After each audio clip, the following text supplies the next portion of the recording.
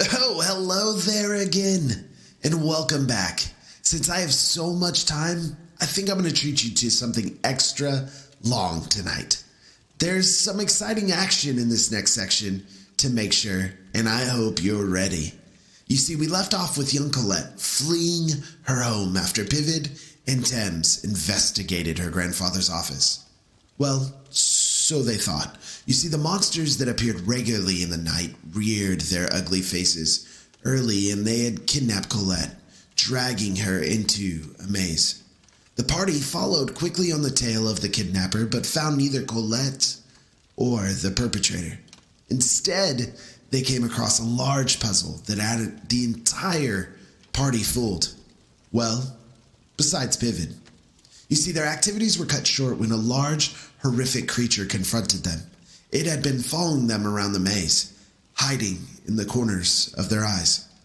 After a brief battle with the beast, Pivid attempted to reason with it, ever so slightly backing away toward the exit of the puzzle. Seeing that the party wasn't a threat, the beast once again hid itself. No longer hearing the cries of Colette, the party quickly searched the rest of the maze, holding on to hope they might find her. But instead of Colette, the party came across a few arguing goblins that claimed they were from the Blue Sparrow gang. They told the party they were looking for their boss who had gone missing some time ago. In this, Thames became disinterested in helping these creatures when they insulted Pivid. With strong conviction, Thames assured the goblins that their boss would be further in the maze. Thames secretly led them personally to the monster they had just fought before and left them to fend for themselves. After leaving the maze, Colette came running over to the group, exclaiming that she had been abducted by a large goblin and barely had managed to escape. The party waited at Colette's house that evening. St. Nicholas visited the house to drop off presents to everyone in the home. Colette, for some odd reason, received a hatchet. After waiting a couple hours, the party began hearing banging on the walls. Something was trying to get in. Just as it rounded around the corner to the front door, Lookdown kicked the door down on the creature, sending him flying into the gravel. The source of the sound, the party saw, was no other than the large goblin that had abducted Colette earlier. The goblin took several blows from the party and in a panic fled to the forest. A foot race ensued, with Lookdown quickly getting on its trail. This chase led everyone deep into the forest to a clearing, and the goblin fell before a large, ominous tree. And before more action could happen, a strangely morphed Herbician stepped out from the forest and greeted the party. She introduced herself as Belle, and thanked the party for killing the Blue Sparrow goblins in the maze for her. It turned out Belle had been harvesting the lives of creatures in the area to grow a notorious tree by the name of the Sorrow Root. Belle informed the party that she had been doing this in order to save Colette, who had been poisoned by the head owner of the Fairlight Gardens. Belle was puppeteering the bodies of her victims to draw people in, whether they were innocent or evil. Finally, having enough extract to save Colette, Belle released her from her spell, feeding her to the antidote and saving her life. Thames and Alice, wanting nothing to do with the senseless slaughter, left Fairlight. Lookdown handed Colette the hatchet she had gotten from St. Nicholas. Understanding the tree was turning Belle into something vile, Colette hacked at the tree until it collapsed to the ground. Belle's life force was tied to the tree, however, and she died shortly after. Leaving Fairlight in heartbreak, the party walked back to the castle, only to find hundreds of bodies lining the walls. Marth sat on the steps of the castle, caked in blood and exhausted. In his hands was the book of Na Turna. Thames had had enough. He endured too much in Fairlight and confronted Marth about using the book, telling him he is becoming just like Soliet, more and more every day. Marth retorted by saying he was a man who had nothing to lose and much to do, and he would continue to use the book. The party left Fairlight and arrived in Bilms, the city of knowledge. Their plan was to infiltrate the encampment in the city via the prisoners they were holding captive. That evening, the two prisoners were to return to the barracks and open a side gate for the party to slip in. While waiting, the party went undercover, spending the day in a local tavern and inn. Marth split from the party, left the Petovian National Library, where he found an old friend of his, Vesuvius, nailed to the floorboards and unable to move. Half the party arrived late at the library and assisted the scale-coat librarian in being freed. Vesuvius told his situation and was brought about by none other than the goddess of the Order Nial. She murdered a resistance force in the city and left him alive as an example. As night arrived in Bilms, the heroes met at the rendezvous point. The two prisoners never came, though, to open the door for them. After much discussion, Marth laid out a plan of infiltration for his allies. Thames and Lookdown would investigate Bilms Institute. Marth and Max would take care of the barracks. And lastly, Alice and Pivot would crash a dinner party at the captain's mansion. Will our heroes be able to free Bilms from the clutches of human trafficking and tyranny? Let's find out together. My name is Keen Decker, and I'm here to invite you to an evening not like most others. An evening where 4 streamers are pitted up against one another in hopes for fame and fortune. Will one streamer rise to the top and unlock fortunes like no other? Or will they all fall victim to the horrors of Marth's Dungeon?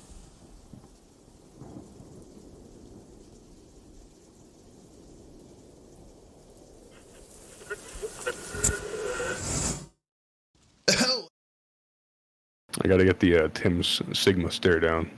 Yeah, you do that. What it be, what it do? It's your boy, King Decker. Welcome back, Dungeoneers. Let me get the map up on the screen here. Nothing chaotic happened in the background while the intro was playing. I swear, absolutely nothing chaotic. Tonight is episode 7, and we last left off with the party taking a long rest. Pivot spent a decent amount of the night trying to fix Vesuvius up, and while he really gave it his all, Vesuvius is still pretty debilitated. His legs are pretty like crumpled inward. He kind of walks in like a bow, and his feet have just been pierced through for so long that they don't really work very properly anymore, and he does not have much of use in one hand. But he still does kind of have just a little bit of use in one hand. But despite Pivot's efforts, he spent a very, very long evening up doing more harrowing things like he used to kind of in his past, and he got a little bit of sleep and ended up catching the breakfast bar before everybody else. So he is currently eating a fruit plate at the bar with little Belmont here just kind of running around in circles. And the first person to actually wake up of the group, let me go up top here. The first one to wake up of the actual group is, of course, Look Down. You wake up, and you're just kind of curled up in the rug on the ground, and these two are still sleeping. You do look over, and you see that Max has thrown up on his bed in his sleep, and Marth is still pretty conked out. Just lay there staring at the ceiling. Perfect. You continue laying there staring at the ceiling. About 20 minutes pass. Nobody kind of still wakes up. It's still like relatively early in the morning.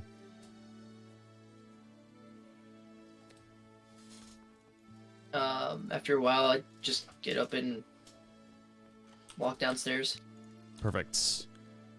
You get up and begin heading downstairs. where you see... Ooh, let me just bring you down a level here. Where you see Pivot sitting at the bar.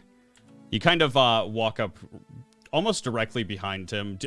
You're probably, I'm assuming, just not doing this in a stealthy fashion. I'm assuming you're just kind of walking down the stairs. Oh, yeah. Okay, perfect. And yeah, you see Pivot just kind of snacking on a little fruit plate. I walk past him and sit at the chair third to the right from him. Right here? Yep. Okay, perfect. You sit down at the chair, and he kind of eyes you as you are passing behind him, just to make sure it's not anybody suspicious entering the building. Since he's pretty eager to keep a low rep in this area. So he sees that it's you, and some sense of relief kind of befalls him, and he continues eating.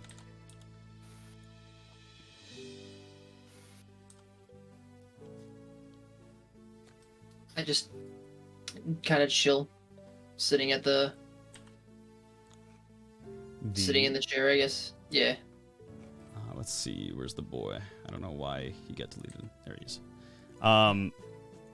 Little Belmont here kind of runs over to you and jumps up on the table and points at his board. And there are 3 things written on the board. None of which you would realistically be able to read. I point at one of the random ones. I just point at one at random.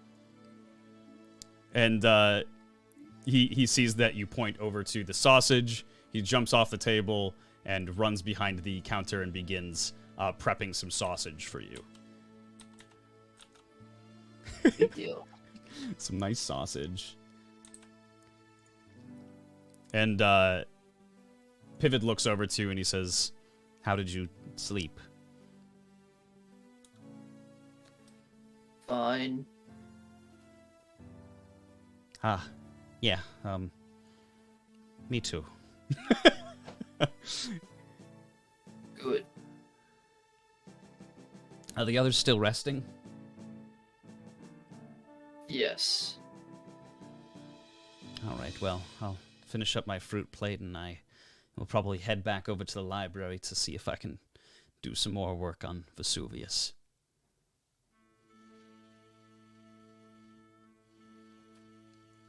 Look. Thank you. I appreciate it. And after a couple of minutes, Belmont finishes cooking up your sausages, and he runs over and jumps up onto the table and falls a little bit, and one of his hairs just kind of plops to one of the sausages. He gets himself back up, and he runs over to places the plate in front of you. I eat it, hair included. Oh, God. And he's, very, very excited to see that somebody is, very, very into his food. Because typically speaking, people are not really into the whole gloop thing, so... Yo, that gloop was good, though. He runs over to Pivot and sniffs him once or twice and kind of starts barking at him a little bit, going and pointing upstairs. And Pivot is just like, "What? What do you want from me?" And he goes whoa, whoa, whoa, whoa, and starts rubbing his hands on himself, trying to signify that he should take a bath because he's very smelly. And you can tell he's a very, very tired boy as well. And Pivot kind of ignores it.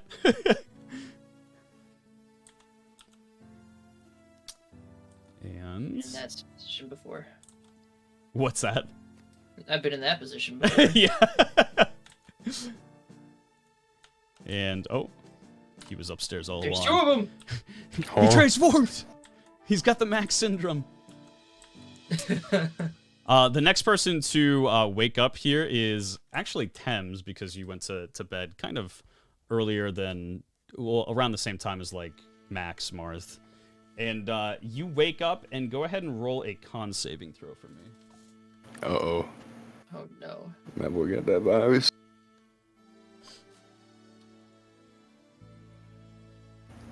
That is a 4. Okay, Thames, you wake up on your back once more, and you feel this just overwhelming burning sensation just on your skin, kind of all around. Just this really, really just blotchy rash that really burns. And it is called Ravid Rash Fever. And here, let me send this over to you. Sounds nice. Yeah, it's a very nice little... Bro, I got a fucking skin infection from laying in this bed. It's just very well used. Let me send it on Discord here. But yeah, you essentially wake up and your skin is just kind of feeling like it's on fire. Does not feel very good. Sir Yeah. Michael. Try irritated, itchy skin. Do you have crabs? Yes, you have crabs. You have crabs with the flesh. All right.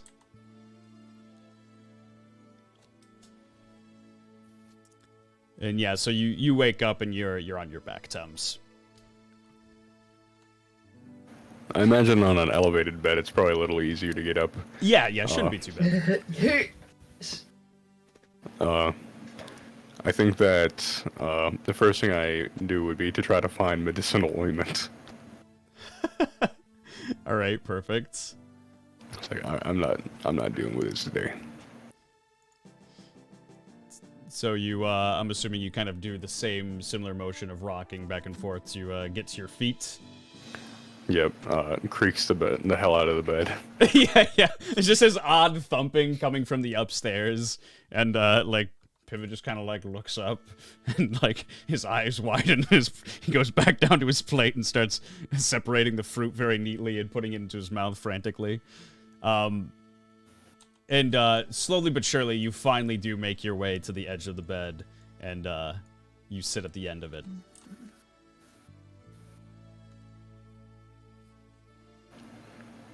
I'll just contemplate for a couple seconds and then get up.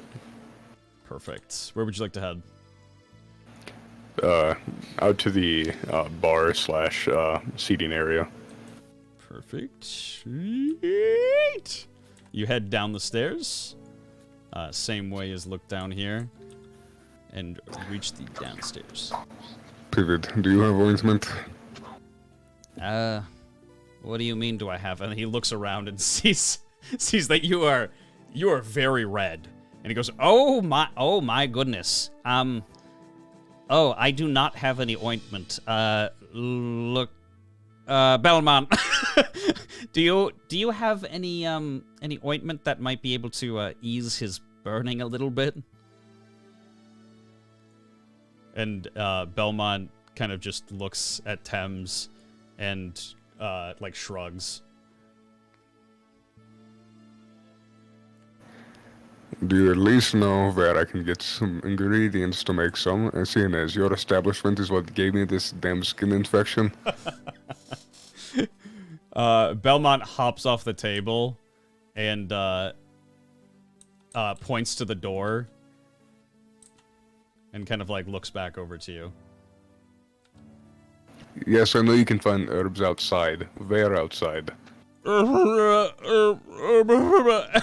He hops back up onto the table and kind of like stamps his foot to try to think, and he like goes oh and hops behind the counter and starts grabbing a couple of different items, like a knife. He grabs like a spatula and an apple, hops up onto the table and places it down onto the bar, and he like kind of does his like best to pop himself up and make himself look proper, and he looks at you and goes,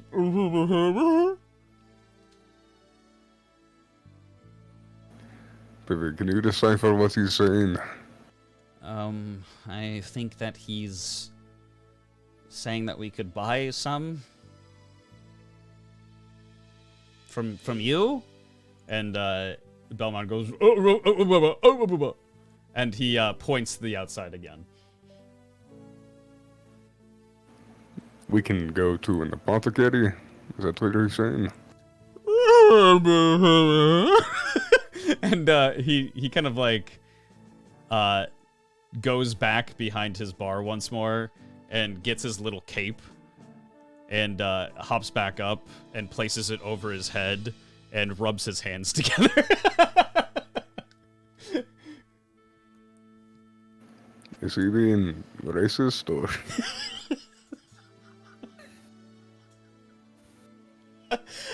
Oh no. And Belmont's just like,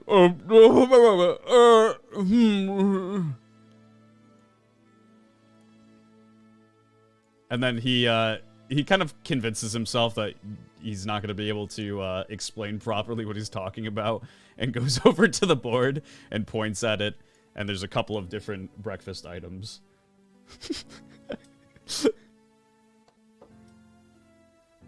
Say to eat breakfast. Yeah, on the breakfast board it says like a fruit plate, sausage, or biscuits. And it's all free, it's all in the house. Goodness, I got biscuits or sausage. Look, with all due respect, I am in no mood to eat. I am burning out. My skin itches. It feels as if I'm crawling in a foreign host that is itching.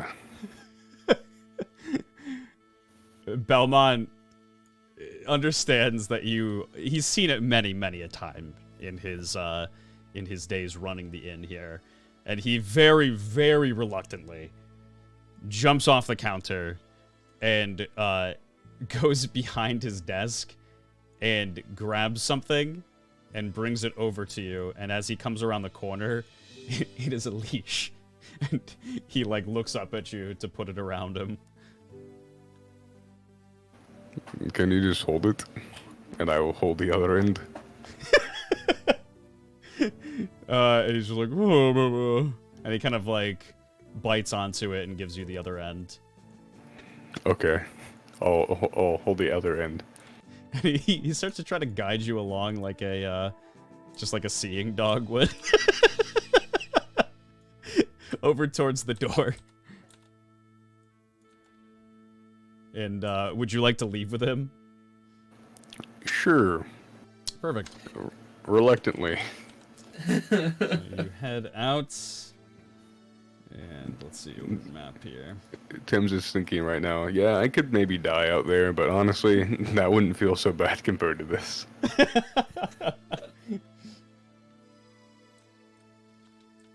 Everything loading for the first time once more here. I didn't expect Belmont to actually leave his own house. Yeah, here we are. So proud of the boy. He's making strides. He's finally seeing the sun. Alright, let's see. So let's get everybody else out of here for now. I would have known that you needed sunscreen to sleep inside. Sometimes what? Oh, fuck! The UI is different, chat. You'll have to forgive me. Every time I click on something, it like brings up a prompt for me to like delete it. And so Belmont brings you outside and kind of like looks around to see like if, you know, anybody is awake out and about yet. And he nods his head and kind of beckons you to come with him this way. And starts slowly walking you this way. Oh boy. I recognize that hairstyle. Where have you seen the hairstyle before? He looks perfectly normal. It must have been like a Batovian politician, I don't know. And the salesman sees you kind of encroaching on his little caravan here, and he kind of like perks himself up and fixes his tie a little bit, and he like leans and waves at you. He says, "Good evening. I mean, good morning. It's nice to see a paying customer around these bouts. From the looks of it, you happen to get maybe a little bit of a rash here. Yes, that is correct. Do you have any ointment or treatment or anything that can alleviate this? Oh, well, surely I do, of course. Let me just check here in the caravan. And he kind of just like starts mulling through.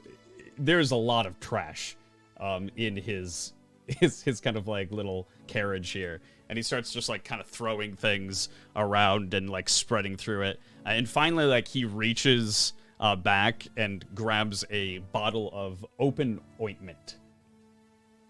Open. Yeah, you can see that it's clearly been opened. It's like maybe half full. Nice. He says, this is what you're looking for. This is some good stuff here. What's it made out of? Oh, it's made out of only the finest medicinal herbs in Petovia itself. Which are?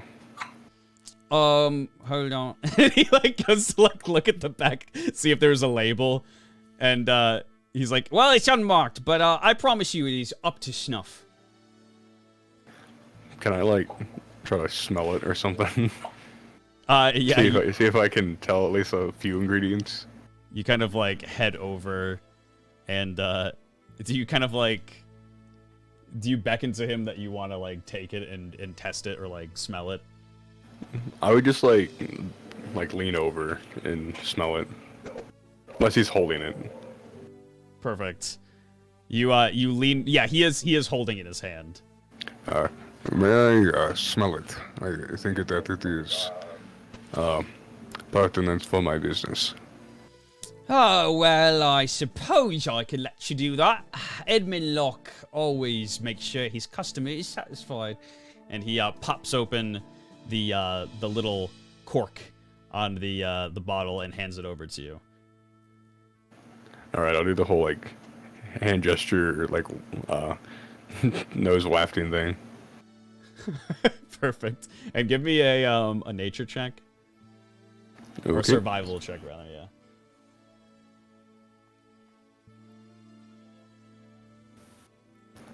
Oh yeah, is that the new name of nature? It's one or the other. I forget what I labeled it under. I think it is nature, though. Yeah, it's nature. It's nature. I got a 19, and I have a +2, so 21. Oh, perfect. So yeah, you take a smell of it, and it does seem like this is just regular medicinal, kind of like ointment used to treat a lot of different kind of just rashes in general. To soothe the Okay. skin. Making sure I'm not about to like rub mayonnaise on myself. We do the same thing. And how much do you want for this? Well, I'd say that it seems to be the only bit of it that I have here. It's in quite big demands around these pots. I'd say maybe about 5 gold. So how about I tell you, all of my friends about your amazing service and make it 4 gold. Trying to upsell me, are you? Let me thank you. And give me a persuasion. I'm paying you Okay. an exposure. Yes, exactly. And I won't tell my friends, but he doesn't need to know that. I totally retweeted, dude. Oh God.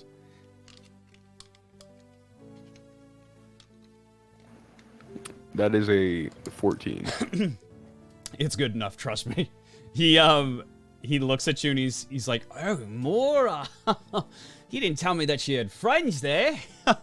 Oh, man. Okay, well, yeah. How about you take that for... I'll give you for you two gold. Well, how kind of you. Here is the 2 gold. you plop down the 2 gold, and he takes it out. Or sorry, he takes it in his hand and rubs like a cloth on it and puts it up to the sunlight to make sure it's genuine. And he like nods his head to you. Pleasure doing business with you. I'll head nod, because honestly, I'm not going to shake his hand if I do have skin infection. And you start kind of like turning around to walk away, And Belmont, like, goes over to him and growls at him and then turns around. A bird growling has to sound very cursed. And you head back over to the inn. Let's see. Open up the map. Let me in. Bum bum bum bum bum bum. And as they head back in, Alice. Oops. Alice, you have woken up now. Yes. And there's nobody in your room now. Save maybe a couple of mushrooms that are growing in the corner. Okay. That's gross. Why do we sleep here? And go ahead and roll me a con saving throw as well. Oh god. A 4. Oh, same thing. You also feel an incredible just rash overtaking your body here. Oh. Just your skin just feels like it's purely on fire. Let me send you the details of it.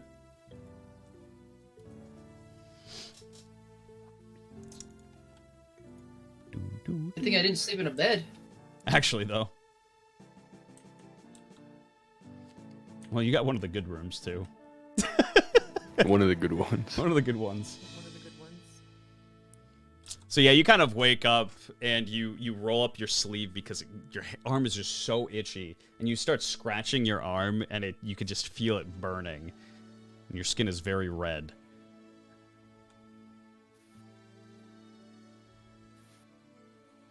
Oh god. Okay. This is gross. A rash?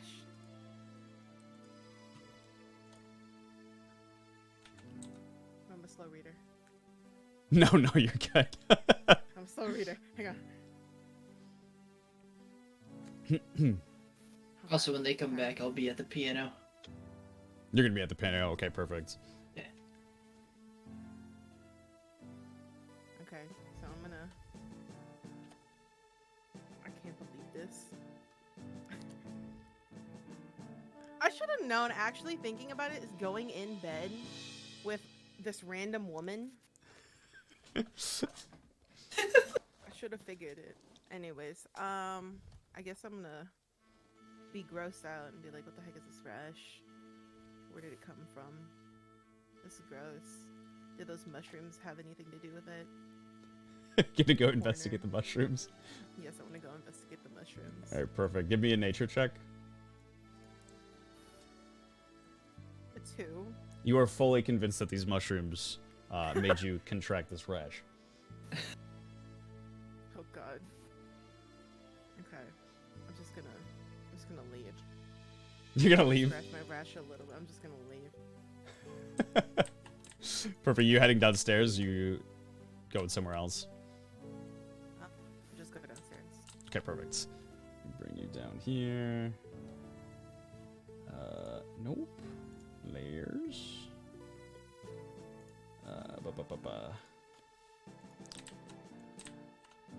Alright, perfect. You head downstairs, and you see Pivid now finished up with his plate. He begins to stand up and try to start to head out, and he sees you come downstairs and sees you have the exact same rash as Thames. Good morning. God. What? I got like a weird rash. Guys, I don't know where it came from. Yes, well, I'm perfectly happy that I just didn't stay here. But, yeah, well, Thames was looking for some ointment in town. He should be back soon. Oh, okay. Well, what are we doing? Well, I was gonna head back over to the library. I suppose I can wait if everybody's getting up, though. And in between him saying things, you just hear these loud banging on the notes on the piano, just like a dung, dung. Just like So in between the beautiful. sentences. Well, I'm like just with one finger, also just like pressing keys. Yeah, yeah, exactly. I'm gonna walk over to the piano. You walk over to the piano. I'm just gonna look down, play for a little bit. Just bonking the keys. So beautiful. You continue to watch him play, and after like a second or two, Thames appears with our good friend Belmont. And Thames has some ointment in his hands. Trust me, it's not anything else in the jar. Oh.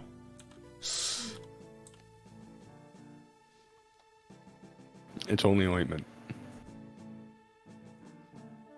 Oh. Is it? What's The straight face. in the jar?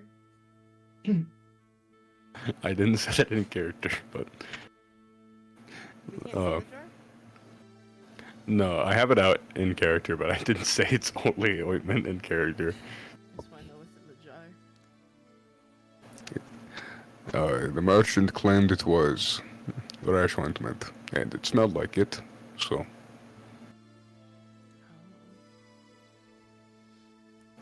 I am praying that it is. I'm not gonna. I have a rash, but I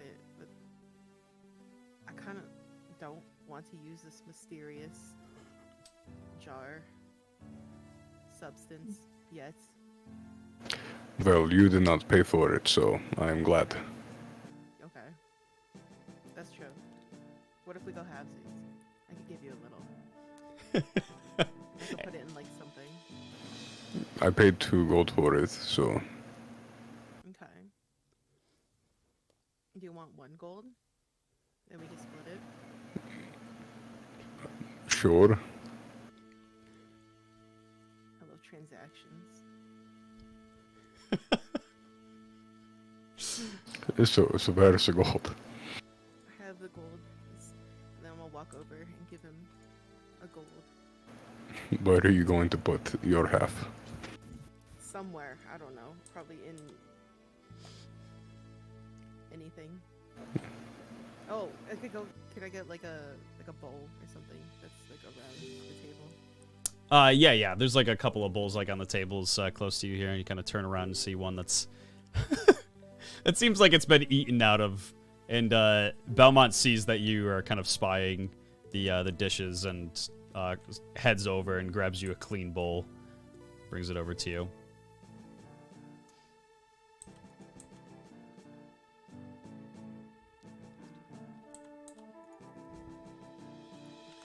Here, you could put about half in here.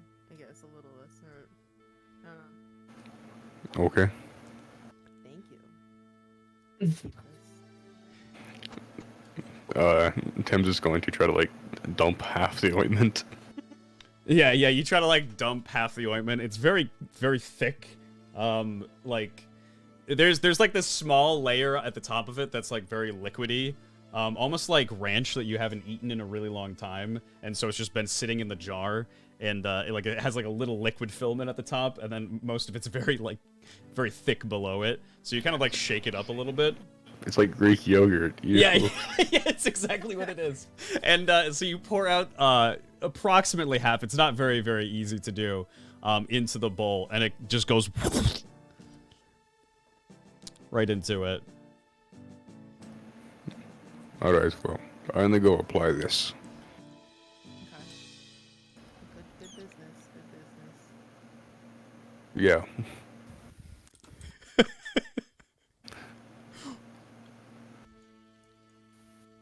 It's gonna head back. I'm liking the awkward interaction. Yeah, and meanwhile, just piano notes, just ding, ding, ding. And Pivot witnesses this extremely awkward display happen, and he's just like, well, that was lovely. You can get some breakfast, too, if you want. It's free. Yes, I plan on doing that after applying the ointment. Oh, yes, of course, of course. And he sits down and kind of just gets closer to the party here. Why am I standing here? Thames thanks, then goes to go apply the ointment. Perfect. You head up.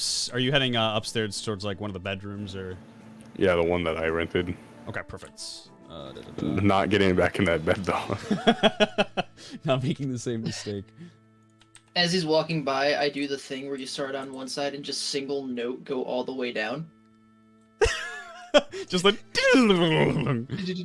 Except it's with one finger the entire way. So it's kind of almost matching in tandem with his steps as he's heading forward. And not even on purpose. Like, I'm not even looking at him, but I just, you know. We're just soul linked like that. Just a couple of soul-linked besties. So We're you oomfies like that. you head back up into your bedroom, Thames, and you close the door behind you. Take the ointment out, and you look at it, and there's absolutely not enough to cover your entire body. It seems like maybe enough, like in the half that you had originally, but there's definitely not enough to cover your entire body. I'm gonna use it on what's exposed to air, because usually rashes that are exposed to air itch the most. Yeah, perfect.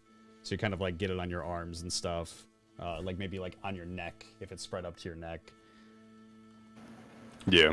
And you do feel a little bit better. The rash will only last for 1 day now. Nice.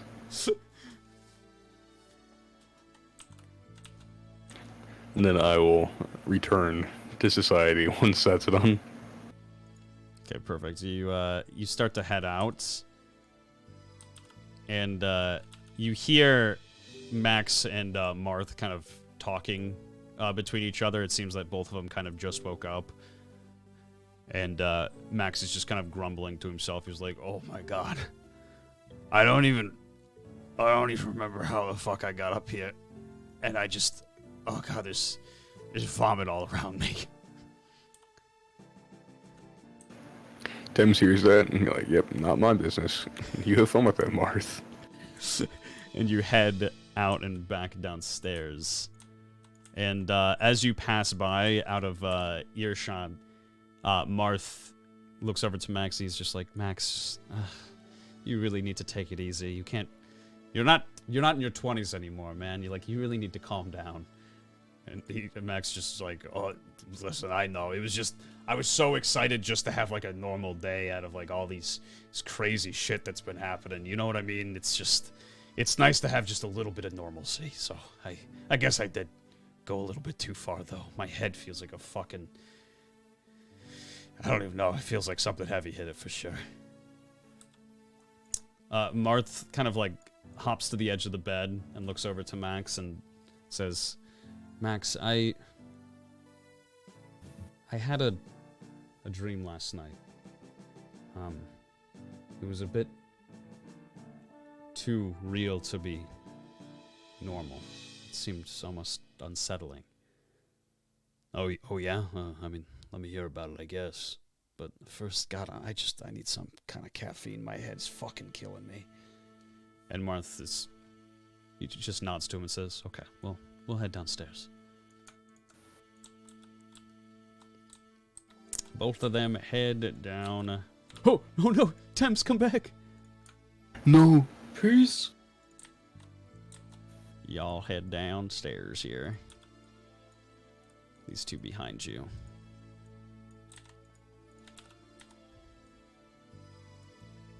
And you spread like the ointment as best as possible, but on your kind of like green skin, it really kind of stands out that there's just like these white blotch marks all over your skin.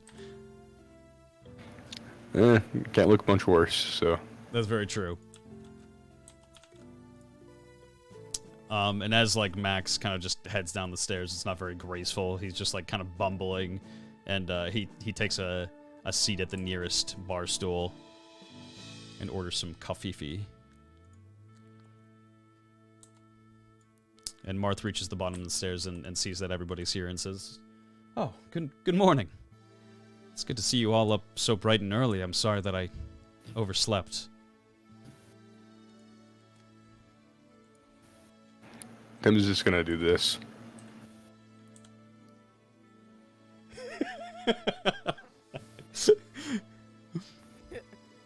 You okay? You're not looking so good. No. Oh, I'm sorry. Is there anything I can help you with? Unless you can make that merchant get more ointment, no. Merchant. I'm not aware of. No, I don't think I know what you're talking about. That is fine then. I will eat breakfast.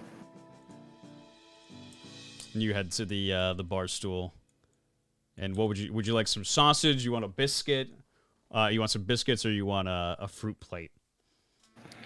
There is no world in whatsoever in which I order a biscuit from this man, so a sausage. Yeah, fair enough. Honestly, yeah. He hops down and starts prepping your sausage, and Whoa. oh my goodness. Max also ordered some sausage, and Marth heads over to Pivot and asks, "How is Vesuvius? I know you spent the night with him. Is he okay?"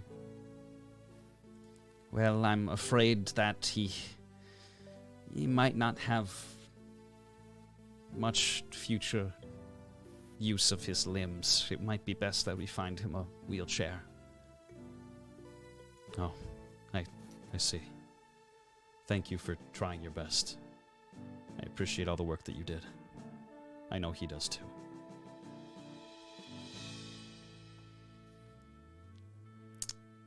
Alice, would you like to apply your ointment? Or are you just doing it around the... I am going to apply a little bit of the ointment. Perfect. Just like That the should arms be and stuff. covered. Yeah. Like, is it whole body? Yeah, it's over like your limbs. There's like some on your neck. But yeah, it seems just like mostly on the parts of your skin that were exposed. Okay. Okay, I'm gonna put on the ointment at what people can see, what's exposed.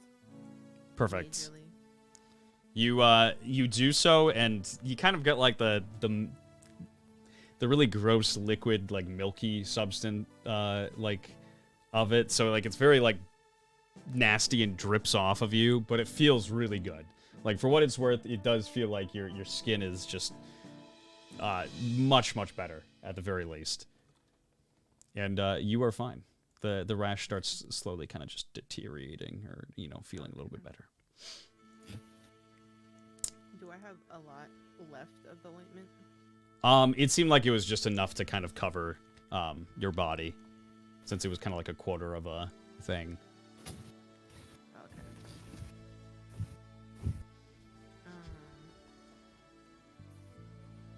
Ooh, I want to go back to the piano. Perfect. Head over to the piano. And listen to this beautiful playing. You playing anything in particular? Look down. Am I playing anything in particular? What am Yeah. I gonna know how to play? No. it's Well, just- you're not like. Yeah.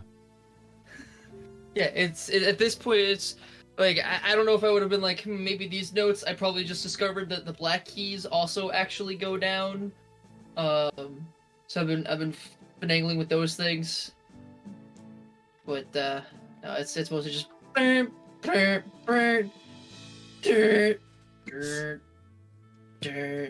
Play some Coldplay.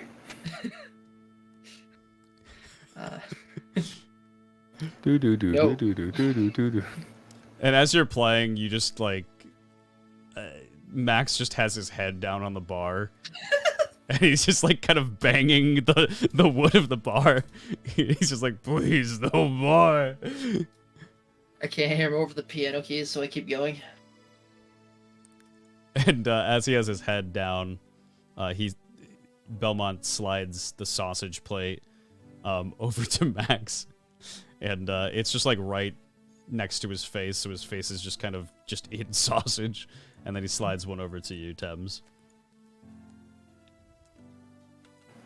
Okay, I'll reluctantly eat it.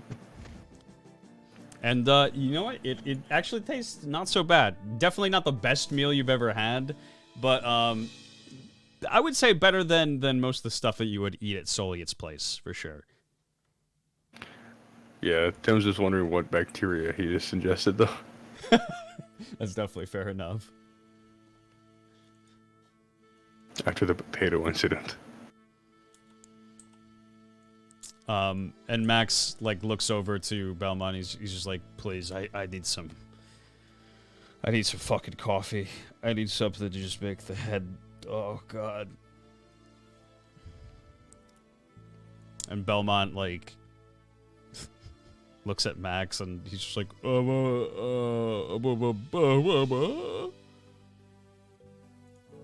don't know what the fuck that means, okay? I want coffee, please. And he hops behind the counter, hops back up, and slides like something brown that's definitely not coffee. Oh no, the brown. What are the chances that I can at least do the Jaws theme song?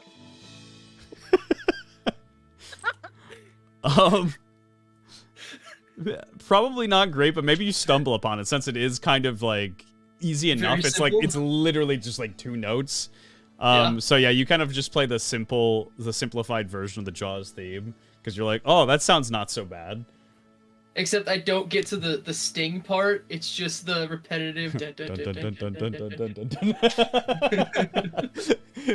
And it's as the coffee is just kind of coffee is being slowly slid over to Max, and he like takes one whiff of it and is like, oh God, oh my God, and he's gonna make a con saving throw as well, just from the smell.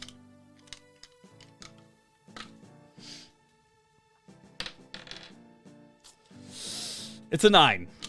Max throws up in his mouth a little bit. I hit the sting.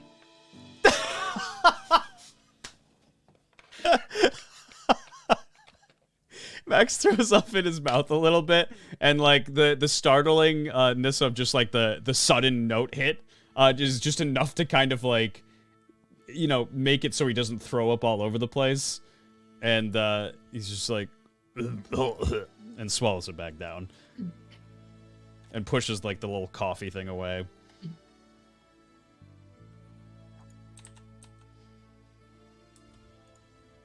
If the goop was so good, I'd trust the coffee.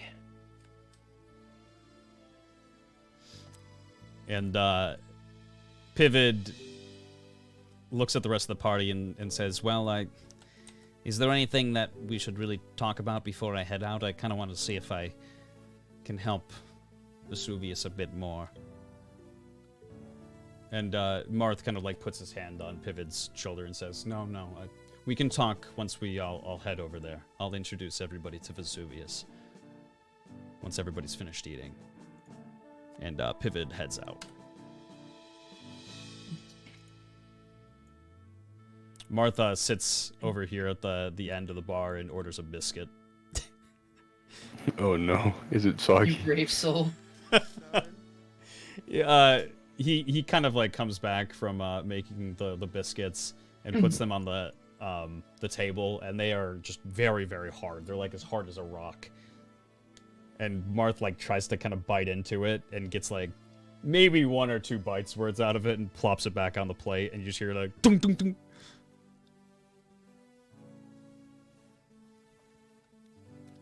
I guess I should have went with the sausage.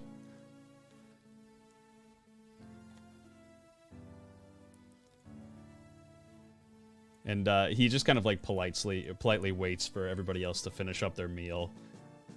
Thames, you finish it up like relatively quickly. Maxwell is definitely taking his time with it.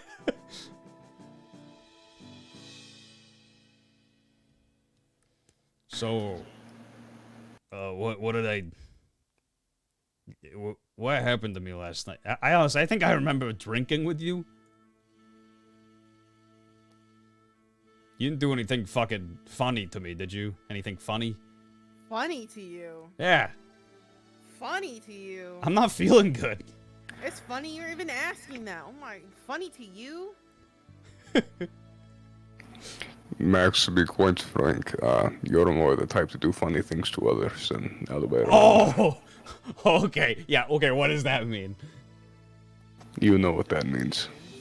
I'm a very respectable boy, okay? I would never do anything funny to any... The fact that you called yourself a respectable boy Well, is pretty... you know what my grandfather used to tell me? He said, you gotta respect yourself before anybody else respects you, okay? And I respect myself tremendously, so... Yeah, but do you respect other people's boundaries? I try. You know... I never was good at that, but I'm trying to get better with it. So therefore, you know exactly what I was saying. Mm-hmm. No, I have actually no idea. He spits back around. Why don't you drink more of that liquid? I am It looks very good. I am not touching that. It looked foul. It smelled foul. And why did you drink it? I took one whiff of it, and I couldn't. Oh. Yeah. It was pretty bad. It smelled like stale piss. And as you guys are talking, where is she here? A man appears in the door here. And sees that there are more people here than actually just him. And he says, "Oh my, quite an incredible group we have here, isn't it? What is that incessant... God, it's horrible. But I suppose that this is just the type of rabble to be expected out of just common visitors, I suppose. Well, it's no matter." And he kind of like passes by and like sits at the end of the bar here.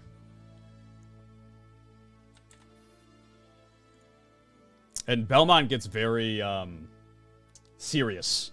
Normally he's just very, very happy-go-lucky, very, very goofy, but he doesn't make a single peep.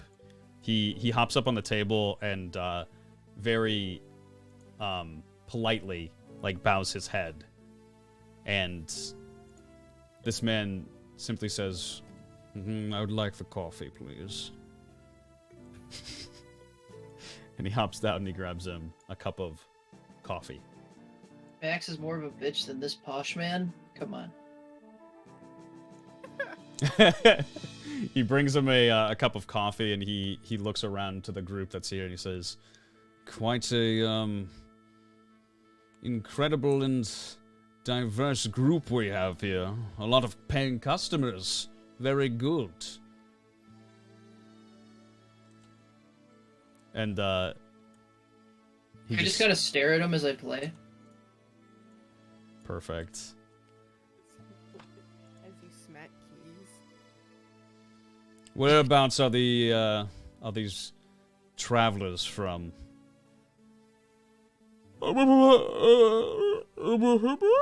And he like kind of looks around to the rest of you.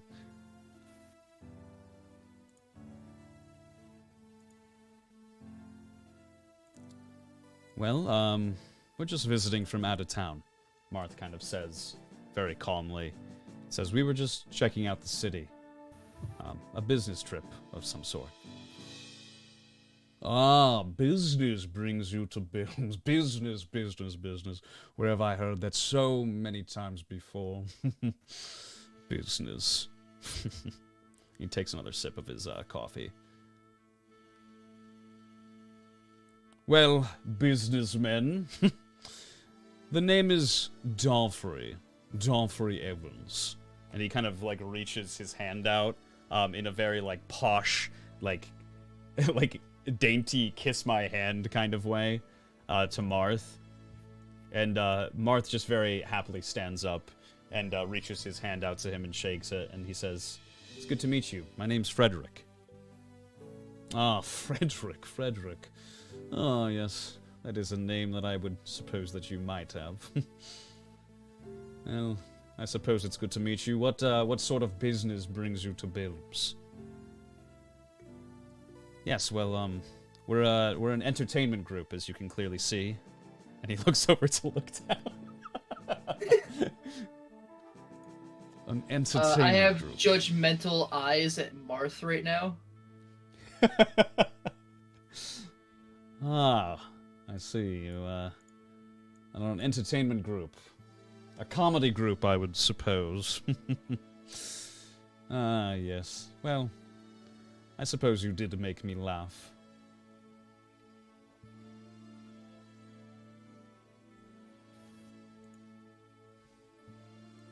And, Look down for Elise, the beginning keys.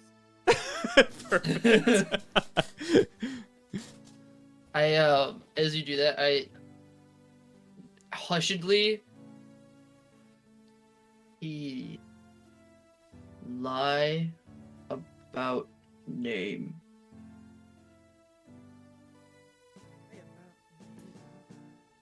Are you saying that loudly? No, I'm saying it like quietly. Softly, yep.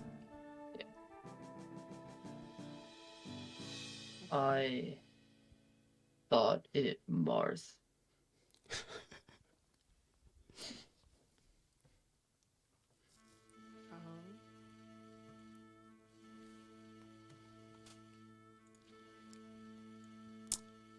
And he kind of like steps off his stool and starts looking at the rest of the group and heads over to Utems. He sees that you have kind of a rash on your body. He says, sleeping with the in-crowd, I see. No, unfortunately the Beartooth is like that. Yes, you do need to be careful. Luckily, I, if I do run into certain visitors that come here, I do bring a little bit of ointment myself. And he kind of slides some on the table. He says, it's on me, of course. And he taps you on the back of your shell Thames. And you feel a small shock go through your body. Is it like a static shock, or is like he trying to like I guess intimidate? It's a little bit like when you have the feeling that somebody is just like very close to you with their hands, and it just gives you like goosebumps on like the back. It's very similar to that. Like he kind of like touches you, and you just feel like this kind of chill go through your body. Much appreciated. The name's Ilkor. I would shake your hand, but well, don't want to spread it. That is perfectly understandable. Very admirable of you. I do have places to be later this evening. So, a party to attend to. Nothing too fancy, but I do need to make my appearances. And he looks over to look down at Alice. Says, what about you two? We have Elikor over there, and we have Frederick sitting at the bar. What is it that you two do? I'm a piano teacher on the side. My name is Grace. Ah, a piano teacher. You? Yeah. You have an admiringly just wonderful glow to you. If I do say so, I do not mean to be disrespectful. No disrespect taken at all. And he like reaches his hand out to you, and like kind of bows to you. I'm gonna say. I already forgot Tim's name. I already forgot his name. Dalfrey. Wait, what? Okay. Dalfrey Evans. Oh, this guy, yeah, his name is Dalfrey Evans. Dalfrey? Yeah, Dalfrey Dalfrey? Evans. Dalfrey Evans. Dalfrey, sorry. That was Dalfrey. Like Dolph. Well, it's just with his Dolph. accent. It is technically. Yes. Yeah. I'm gonna Well, just like my traveling companion over there, I myself have a little bit of the rash, so I will not be taking your hand. I'm sorry. No, it is perfectly understandable. But I do hope that you get it fixed up before this evening. And he heads over to the door, and Max goes to stand up, and Dolphy kind of turns around and says, "Do be careful, the floors are a bit slippery here. There's a lot of grease and, you know, it hasn't been cleaned in quite a while, so do be careful." And as Max goes to stand up, he slips right onto his ass and falls over. Of course. Ciao.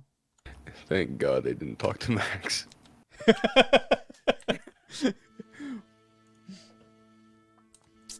And Max is just like, oh my god.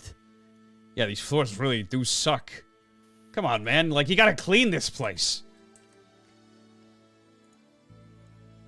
Also, I have stopped playing and I am wide-eyed, just staring at the piano.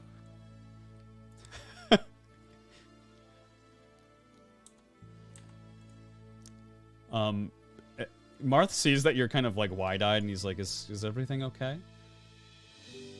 You all lie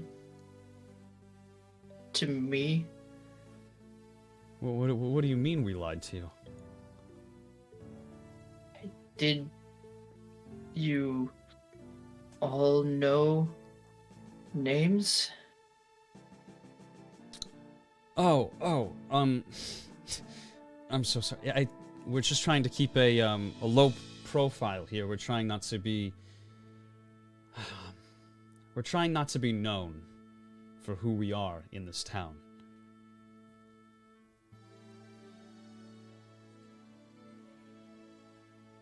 Because the more people that know us and have a connection to us, the worse it ends up for us.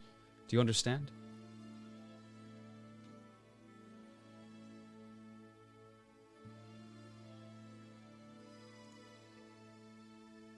What real name? My real name. Yes. It's Marth. Of course, it's Marth. But if I said that, I would run the risk of having everybody know that I'm Marth. It's not exactly a good thing to be around these parts as late. So, say name Frederick? Yeah, Frederick. It's just a name that I came up with on the spot. My name is not Frederick, of course.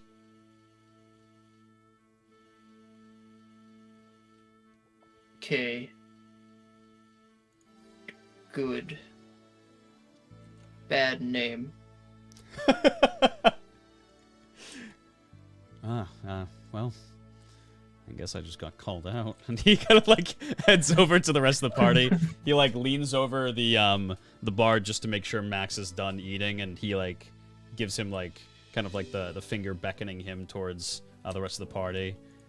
And Max like once again gets to his feet and like is careful this time, sliding across the floor.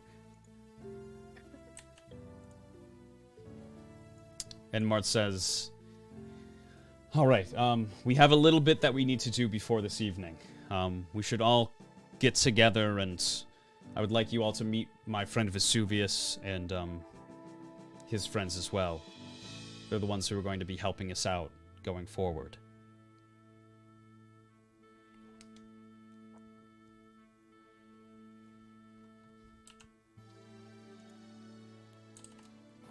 Very well. And Marth starts kind of just like leading the way. Max like in a very achy way just kind of like waddles behind him. And they both leave. I'll follow. I'll try to teach look down the beginning of Furley's one more time. I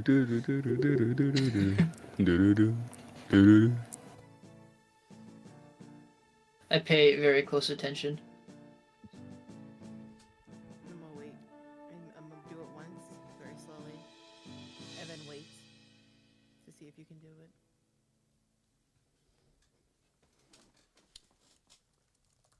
Try to memorize where the keys are that are placed. And then I attempt it. Just give me like a flat roll like that. I rolled a 10. You get like the first like note or two, and then you kind of start like bumbling around on the piano. And like you go back to the beginning and try to play the first two notes again, and then you start fumbling it again.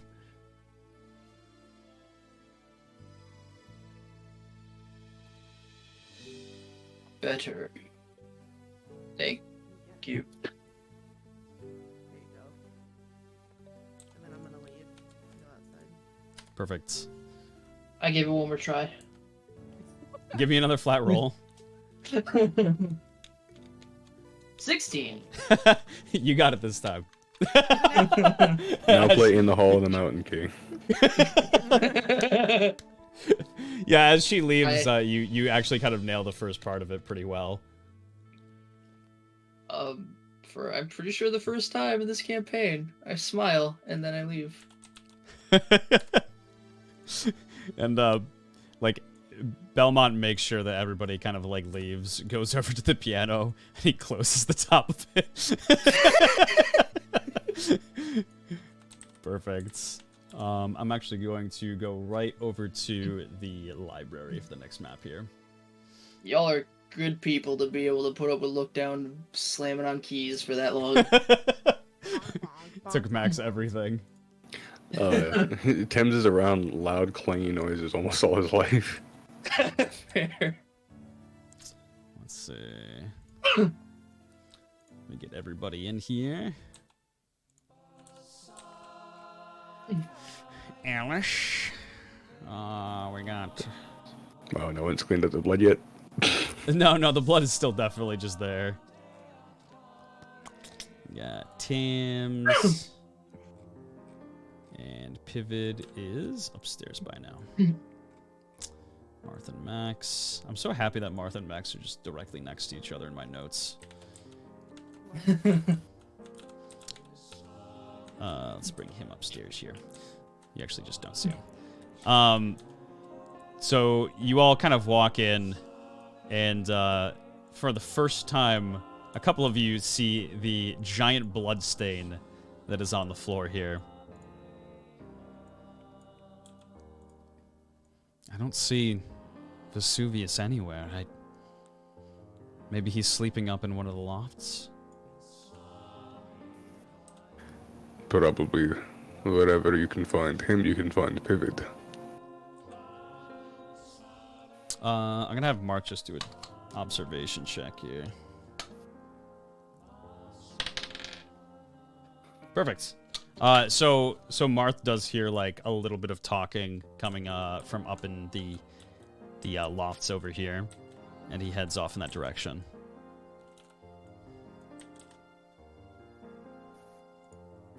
I'll follow. Perfect. You follow. Max does as well. What about the rest of you? Tim's just crab walking there. Follow.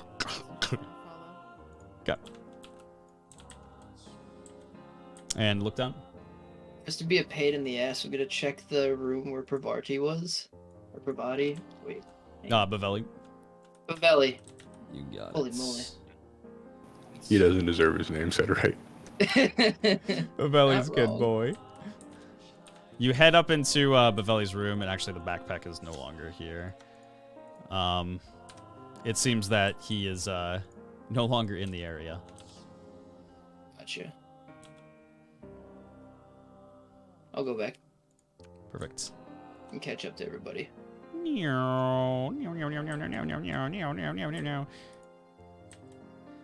Yeah, you know me, look down right up in the front of the line. Walk past everybody. Look down, why are we making race car noises whenever you ran up to He's upstairs, so I'll just place him here for now. So you all head over to the area that the sounds were coming from. Down in the back. And Marth is going to climb up the ladder.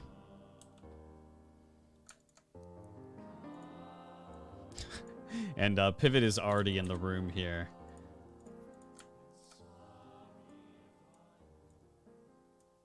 Trying to tend to Vesuvius, who's having like kind of trouble getting out of bed.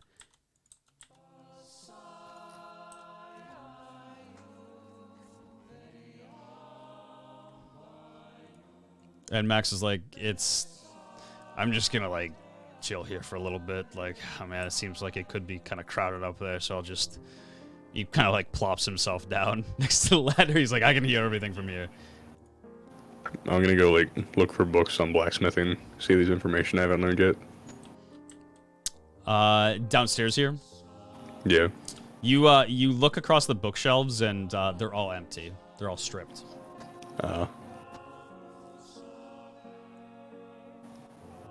Those will be mildly disappointed.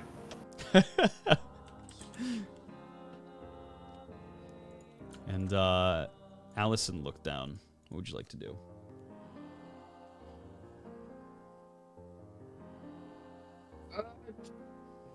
Guess I'll just chill on the other side of the ladder with Max. Okay. And Other side of the ladder. as you kind of just wait a couple of minutes, you hear people start to come down the ladder.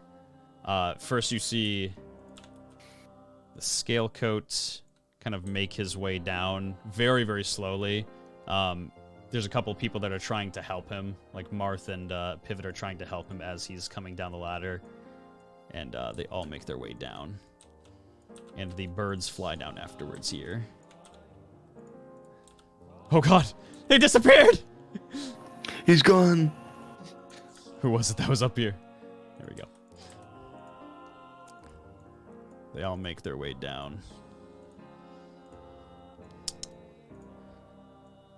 Hello, guys.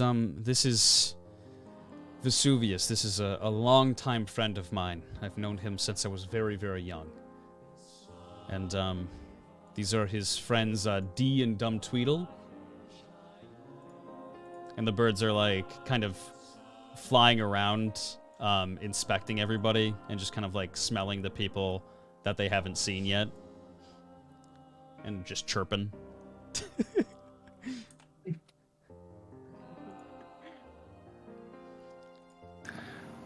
Nice to meet you. Nice to meet you! Nice to meet you! That sounds painful to do. No, it's perfectly great. I'm sure my throat won't close up anytime soon. And then the other one lands on Alice's shoulder and goes, Oh! Nice to meet you! Nice to meet you! I'm gonna flinch. Rend! Sorry! Jeez. You just jump on people? Oh, need a smell.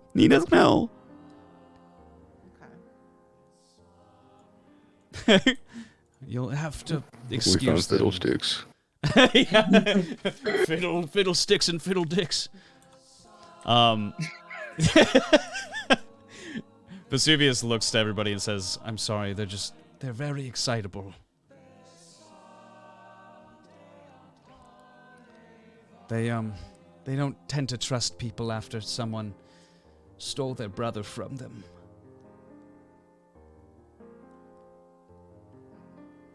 And they both kind of just like look down and just go, ooh.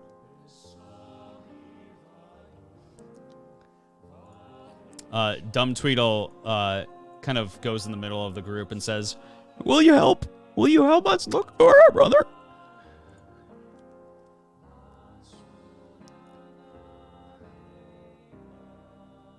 I look at Marth. Yes, of course we'll help you. What is it exactly that happened to them, Vesuvius? And Vesuvius just kind of simply sits down and says, Well, there was an intruder not too long ago. He came in and he was trying to pillage what was inside the library. And he left his bag, and these two secured it away from him. But while they weren't looking, they stole their brother away from them. And Dumb Tweedle kind of just coos sadly and says, He's our brother. He's our brother. Still an egg. Still an egg. Yes, he hasn't hatched yet. I think the robber seemed to think that he was worth some kind of value. A golden egg of some sort.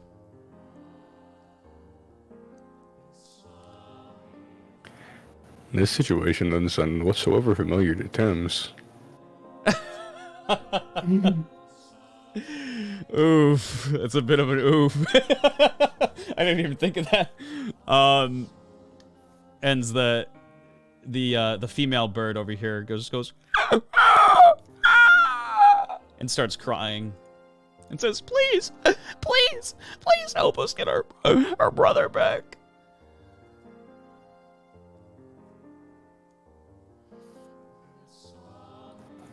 Do you know where the robber left? Vesuvius answers you very, very briefly afterwards and says, The perpetrator, he likes to hang around town a lot. He likes to spend most of his days inside the park. That is awfully brazen to stay around the scene of the crime. Well, he seems to get away with most everything he wants to. Everybody inside this encampment seems to think that they can just bully everyone around and get away.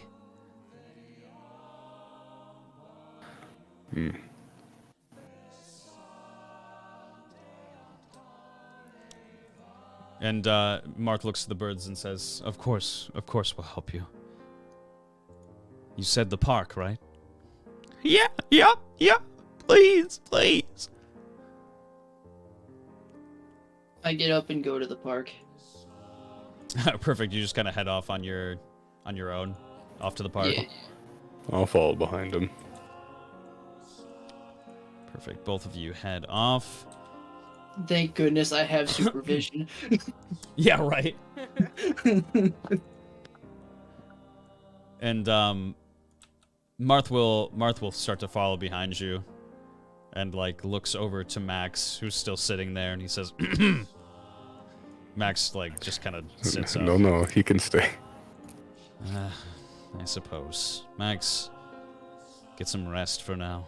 We'll be in very much so need of you later on.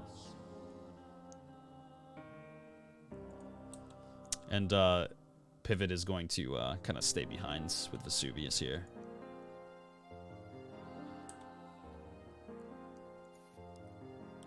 Alice, would you like to join them?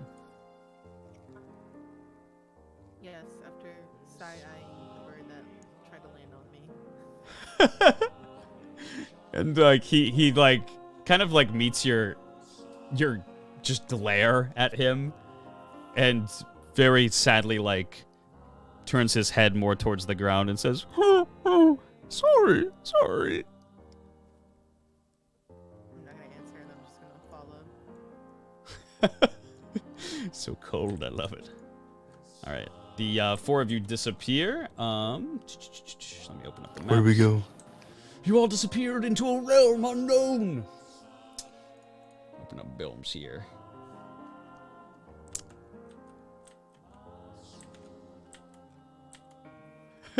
I like how I updated this this application, by the way, and it runs slower now. It's just like, oh god. All right. Fix the problem. What? Very much so did. Create more. Did Riot Games make this application? Look down. Get Thames here as well. Oops. Thames and Alice. Alright, you make your way over to the park.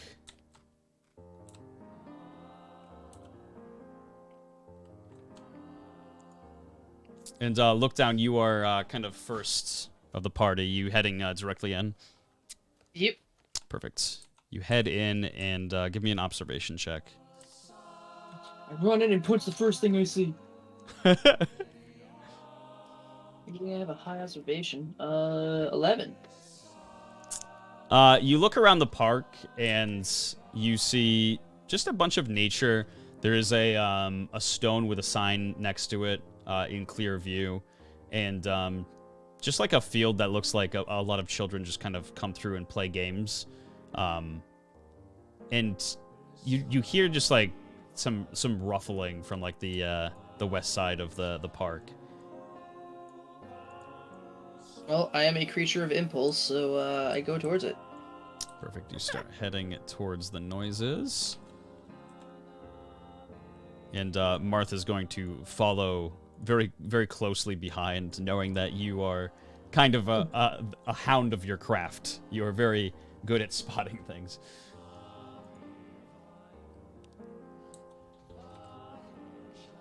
And Thames, what would you like to do? I'll keep a little bit of a distance, but within range in case something goes wrong, you know, to be able to get there quick. Perfect. And Alice? I want to follow, but I want to stay close to the wall. Close to the wall. Got you, so like around this side. And I'm assuming you're stealthing, Alice? Yeah. Look down, are you as well? You know, I really should be, but no. Okay. Therefore, Marth actually won't stealth at all either. Alice, roll a stealth for me.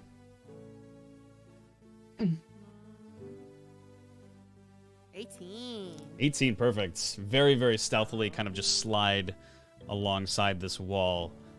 And look down. As you head closer and closer and further into the park, you hear that the rustling is coming from kind of the furthest side of the park here, over by the wall.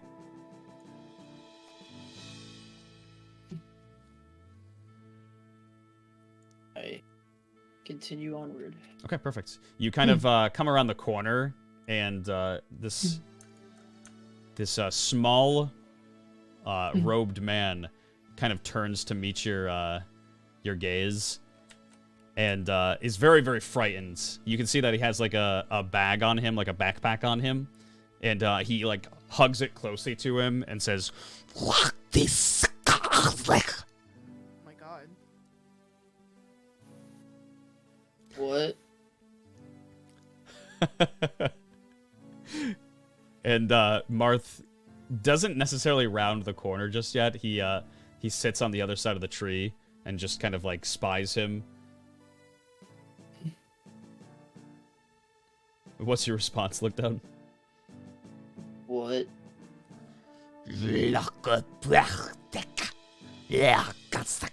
And the man like starts to brandish a weapon and like points it at you.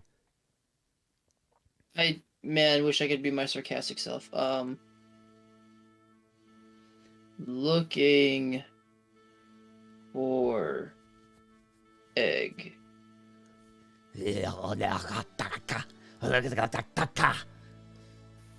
And he doesn't seem that he's necessarily understanding what you're saying. He just feels very intimidated.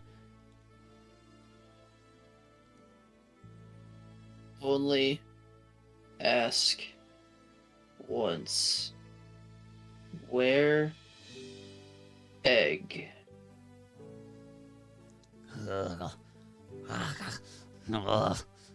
And it doesn't seem like he wants to... either he doesn't understand you or doesn't really want to give you the information. And you're starting to slide along the edges here, and you see this as well, Alice. I see like an egg on him or anything like that? You see... Or anything that would be egg-shaped? You see that he has a couple of things out in front of him. Just like a couple of like toys that he probably lifted off some children. And some gold just kind of like lying in a blanket. But he's kind of holding his backpack very close to him.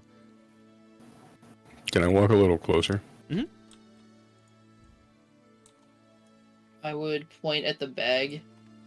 Like, what in?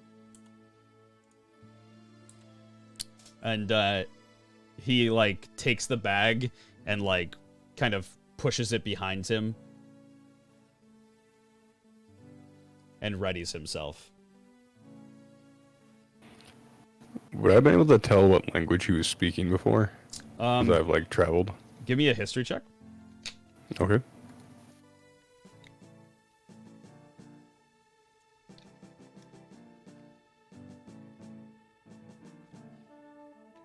That would have been a 15. You have heard this in a couple of different bars that you've been to, in more of the rough times, and this is definitely chaos, just like the language of chaos. They speak in a very, very rough, just like back of the throat tone, and you've definitely heard some of the words that he's been saying. One of which is "fuck off." He's speaking chaos, and he told you to fuck off. Don't know what that means. And Alright, rude way of telling you to go away.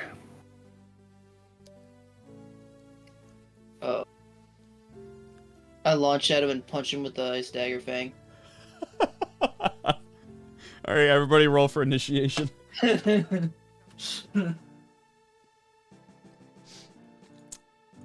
see. A7. Just mark all these. Actually, I can just write this down on paper. I'm so excited. Wait, where are my pens? No! Where are my pens? I have a pen right here. Give me 1 second. Ah!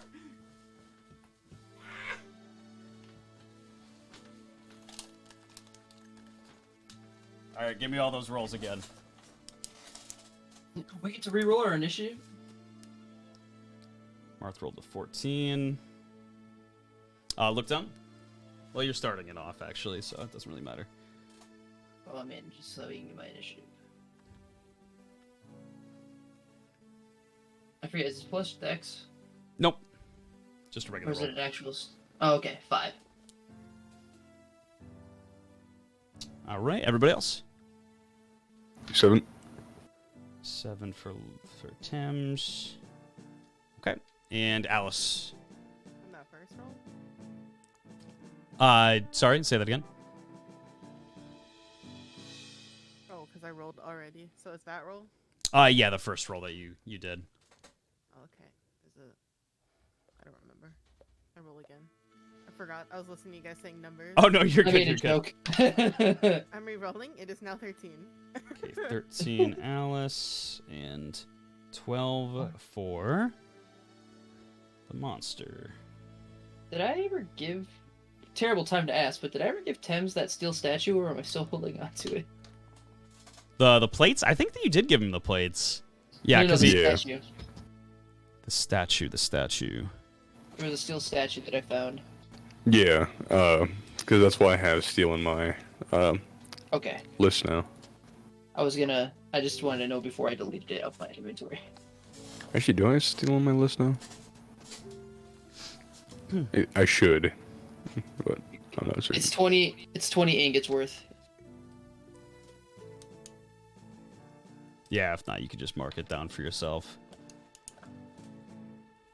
All right, look down. Start us off. Alrighty. Hit it! Hit! I do not hit it! You, what'd you roll? It's 5. You go to lunge at him, and he's definitely ready for you. He kind of just sidesteps as your fist. You attacked with the fang, right? Yep. It kind of just like plunges directly into the ground next to him. And it is Marth's turn. Marth is going to take a swing at him with his sword. Actually, he's going to move up to him. 5, 10, 15, 20. He's going to take a swing at him with his sword. And he misses. This is a good start. Perfect. It is Alice's turn. Go ahead. I want to try and climb up the tree, Okay. and then when I'm up there, I want to go for an aerial attack. Okay. Give me a strength check. A 10. Whew. You start climbing the tree, and it kind of breaks your stealth. The enemy hears you, and he kind of just like it doesn't really necessarily acknowledge it because he has a couple people in front of him. But you kind of slide down the tree. You're not able to grab onto anything successfully. God. It's the ointment. I'm slipping. Yeah, it's the ointment. It's the ointment. I'm slipping. Oh no. Can I just go for a quick run up behind attack then? Yeah. You run up behind him and go ahead and swing. Oh my god, a 9. What are these rolls? A 9 actually hits. Wow. Yep, 9 hits, and go ahead and roll for damage. A 3. 3 damage. All right, you kind of just nick him like right in the side with your dagger. He's definitely panicking because he's surrounded by so many people. And it is the monster's turn. The monster is going to turn to Marth, and he is going to use Wavering Chain Lightning. And he definitely hits Marth. 2d8. Okay. Where my d8 at? There we go. Okay. Ooh. Okay. Marth takes a whopping 13 damage. And it is Thames' turn. Sounds painful. I'm going to walk up with Hythe out. Run me your movements 20. It's 20 or 25, probably 20. Okay.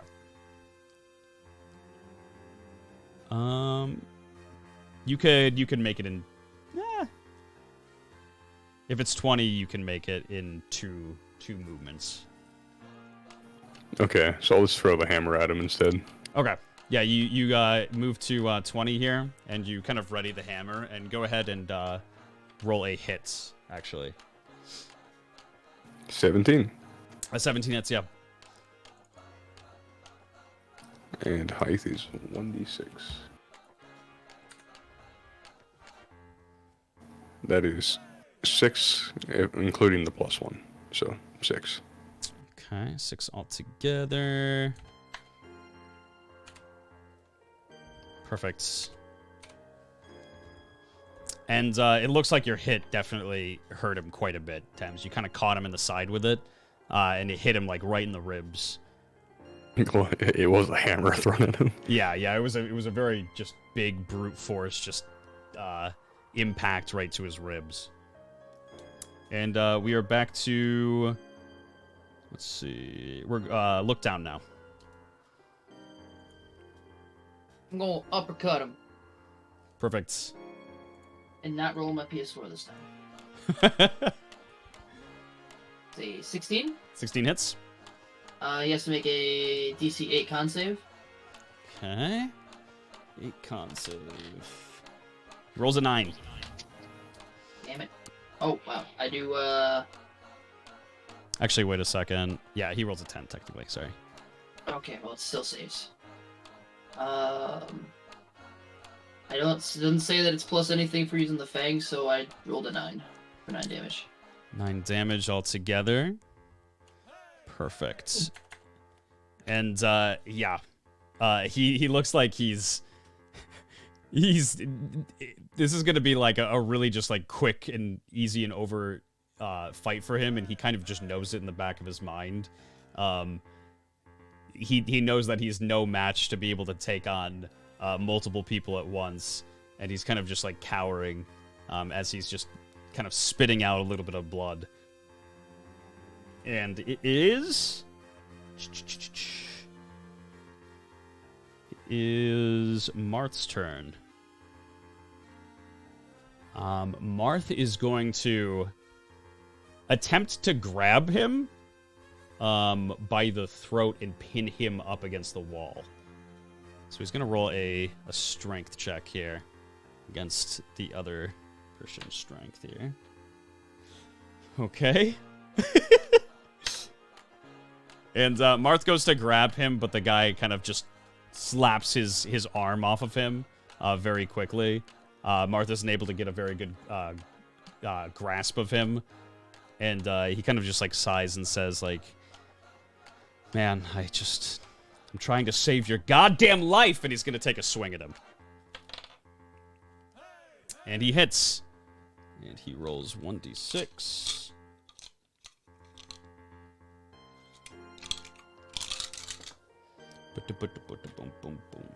For 5 damage. And that is actually just enough to finish him off. Marth just takes a really... He's not fucking around anymore. Like, he got zapped by this really powerful lightning, kind of point blank. And he tried to kind of reason with the guy and take it easy on him, but he didn't want to have any of it. And so he just takes his sword back and curves it right up into his chin. It splits the man's chin kind of in half, and his sword just gets like stuck in it, and he brings his head down to the ground. And that ends combat. I guess when a man dies, it does do that. does have a habit of doing that, yeah. It do be like that.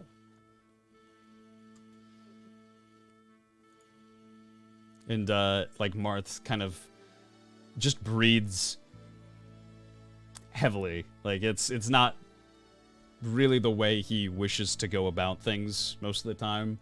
And so he like brings the guy's head down, like looks around to see if anybody else is watching them, and very quickly hides his body up against the tree. Go pick up Hythe. Perfect, you grab Hythe back. See if the guy has any metal components on him. You kind of fiddle around in the stuff that's just even on the ground. There's maybe like 1 ingot's worth of aluminum, just with all the toys, if you kind of like melted things down. No, let the kids get their toys back if they ever do. Perfect.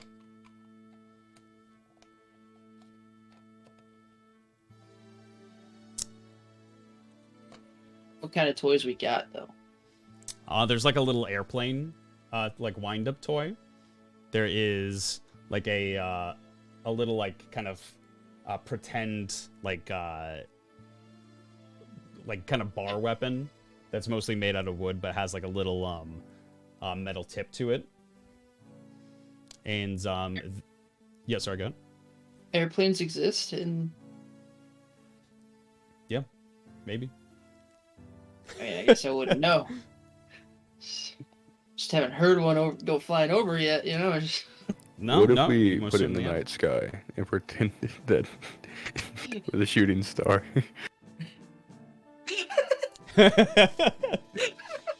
to kind of give it to you in a... No, there aren't any airplanes in existence in the world. So it does look foreign to you. You're not entirely sure what it is, but it is in the shape of an airplane. Well, yeah, played. It's an airplane, but not an airplane. Wink, wink. It just looks like an airplane. Yes. Roger, roger.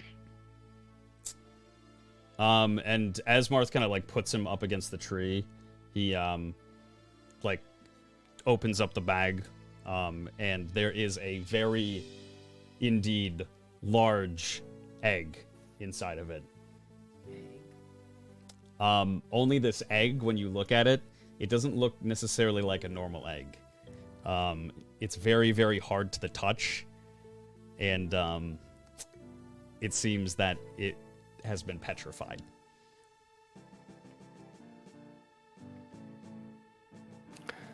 Well, we have another job for Pivot, it would seem.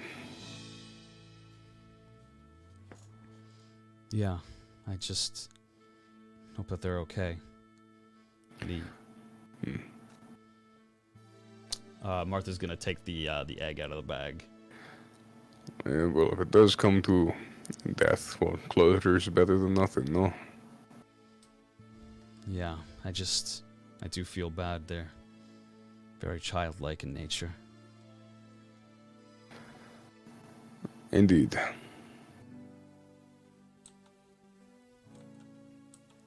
And he's gonna start to head back over to the library. Yo.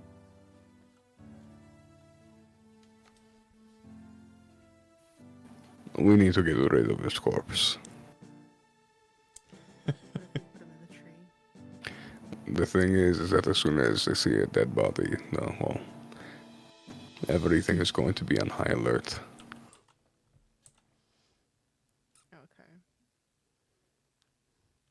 Okay. Over in this area here. Oh, sorry. Go ahead.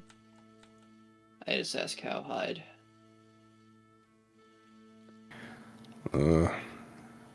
If we can get it back to outside of the city without leaving a blood trail, we could burn it, or we could bury it. How high's the wall? The wall's pretty damn high. It's about, I would say, like 25 to 30 feet. It's pretty up. I don't got that ups. If I climbed a tree, could I make it? What's your launch? 13 feet. Whew. Whew. I mean, oh man. You have to take like a, Yeah, but I would also have to have the body with me. Yeah, that's rough. I don't know if you'd be able to. It would take a lot of finagling for you to be able to jump precisely onto the wall. Could Thames boost him up there? Let's see. Sure. Yeah, I would say so. Because what we could do is maybe put a rope around the body, and then he just holds the rope, but like he only takes the slack there, and then he can pull it up. Oh, I see. So you're gonna boost him and then, yeah, put a rope on him. Got you. Got you. I think we'd also need Alice. Probably. 'Cause I can jump. We can triple boost. Okay. All right, be incognito. Stand on top of each other's shoulders. I think Thames could probably reasonably boost both of you at the same time. That's why I said you're on the bottom. So you're gonna try to boost them both up. Yeah, we're gonna Mario this shit. Okay. So you kind of make as strong and sturdy of a base as you possibly can. And Lookdown is gonna get on top of your shoulders, Thames, and roll a strength check with for me at advantage. Me or him? Thames. Well, that was the difference between an 18 and a 3, so... Oh, good. Okay, so you do manage to get him up onto your shoulders perfectly fine, and Alice comes along.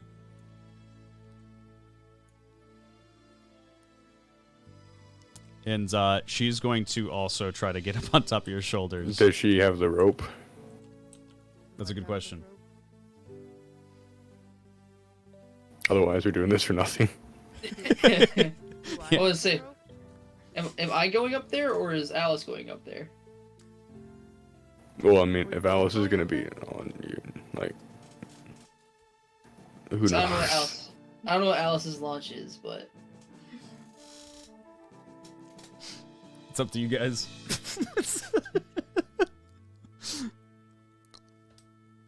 I also don't know what my height is, apparently, so... What's your launch, Alice?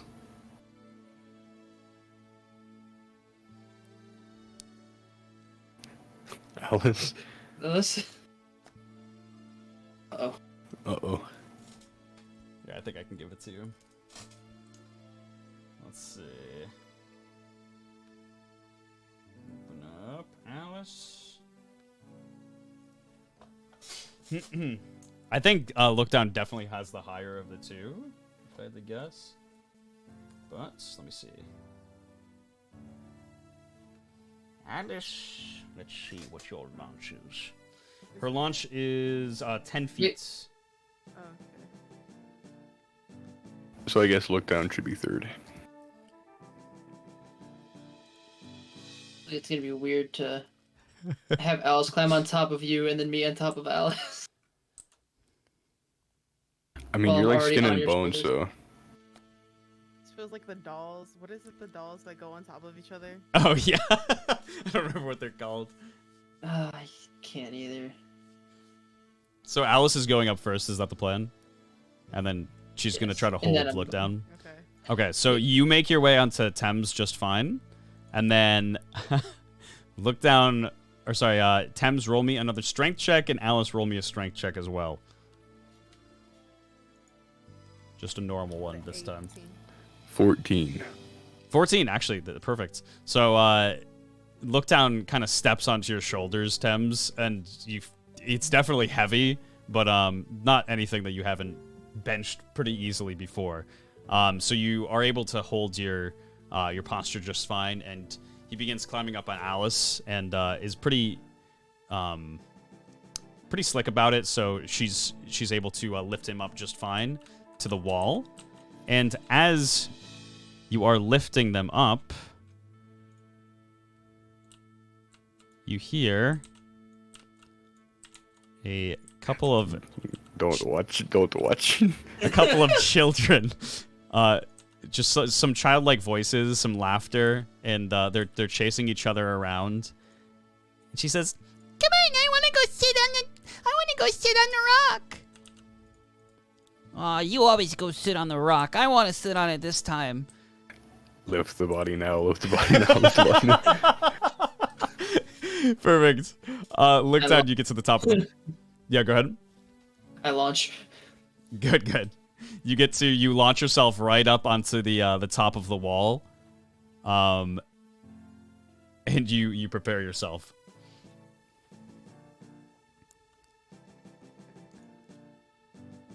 I start. Wait, is the body already tied to the rope, or am I just holding on? That's to what I'm the not rope? entirely sure. I would have to ask you guys if you tied it. Yeah, I figured that Tim's already tied it. Okay, good. Alrighty.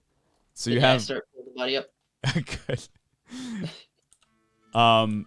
You start lifting the body up, and as you do so, the voices get closer and closer. Gotcha. And I'm going to have them roll an observation check each. Fail. Fail. No money, no money. They'll never believe you, children. The young boy rolls an 8, Alright. and the young lady rolls a 9. So as you're lifting the body up, you see, look down. You just kind of see across the the park here. These kids start to run, and the boy kind of like continues running forward, and the girl for a second kind of stops and like looks around to see if anybody else is in the park with them, and doesn't turn her head just quite enough to see you lifting the body up, and continues to run over, and they both start kind of fighting to see who sits on the rock. God. They're still very close by. Drop it off the wall. That's the worst part is I'm not gonna think to lower it slowly, so I am just gonna toss it over the edge. Oh god. Except I'm Horrific gonna, like, noises. I'm gonna throw it like as far as I can. Oh god. Okay, you throw the body over the wall, and it makes a pretty sizably sounded thud that kind of just echoes off the side of the wall and up into the air.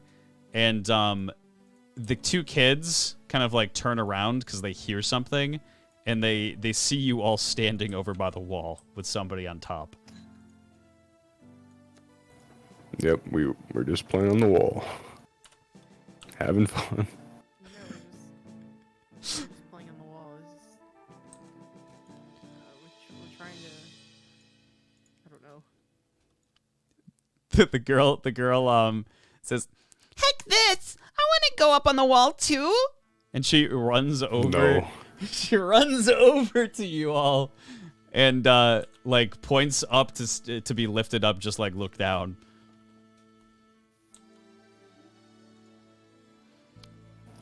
Well, first he has to get down. I think we should all get down. I think we should get down. Down. Down. Down. Down. Now. Motherfuckers. I jump off the fucking wall.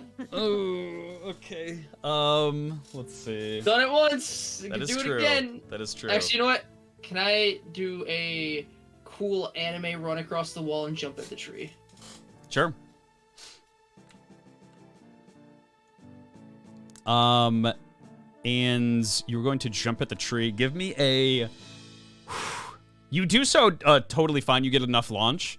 Just give me a strength check to see if you are able to really grab onto anything.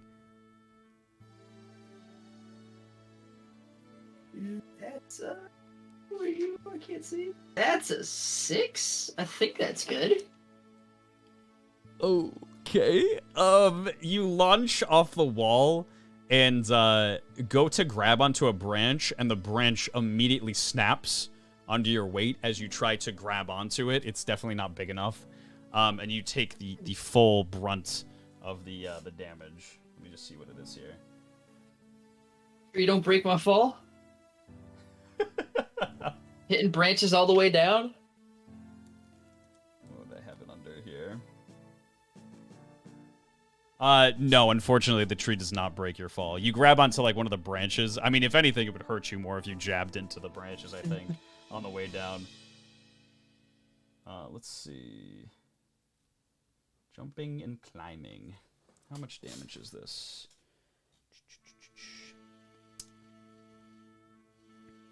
So, every 10 feet after the first initial 10, I said it was, what, 25?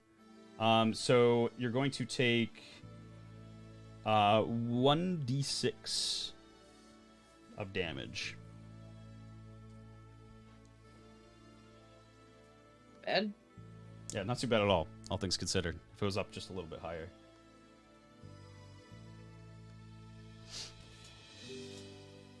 He's breaking the armor again. No! Yeah, we'll have the armor take the brute force of it. You want me to roll it, or are you rolling it? Yeah, I'll roll it. Why not? Okay. You're the one inflicting pain, so. That's a 5. Fuck! I was just gonna wait for you to roll it, but I was like, yeah, it does make sense, I guess, if I roll it. Yeah, you take a big jump off this wall directly to the tree, and it snaps under your weight, and you fall right on your back for 5 damage. There's like a couple of rocks under it, so it just kind of like hits your back in just like a very, very painful way. I just lay there. See, this is why you don't want to go on the wall. Okay, but... Here, would you like some toys? Ah, very good. Yeah.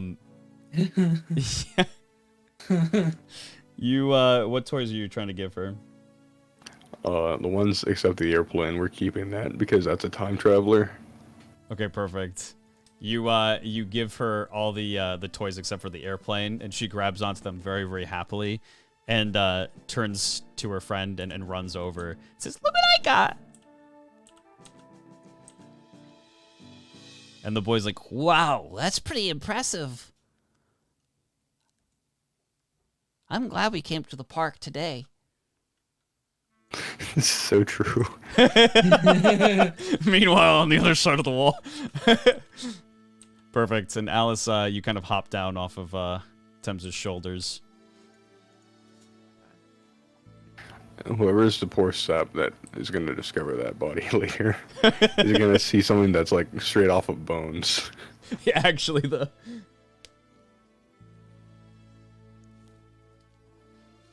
And would you like to do anything else here?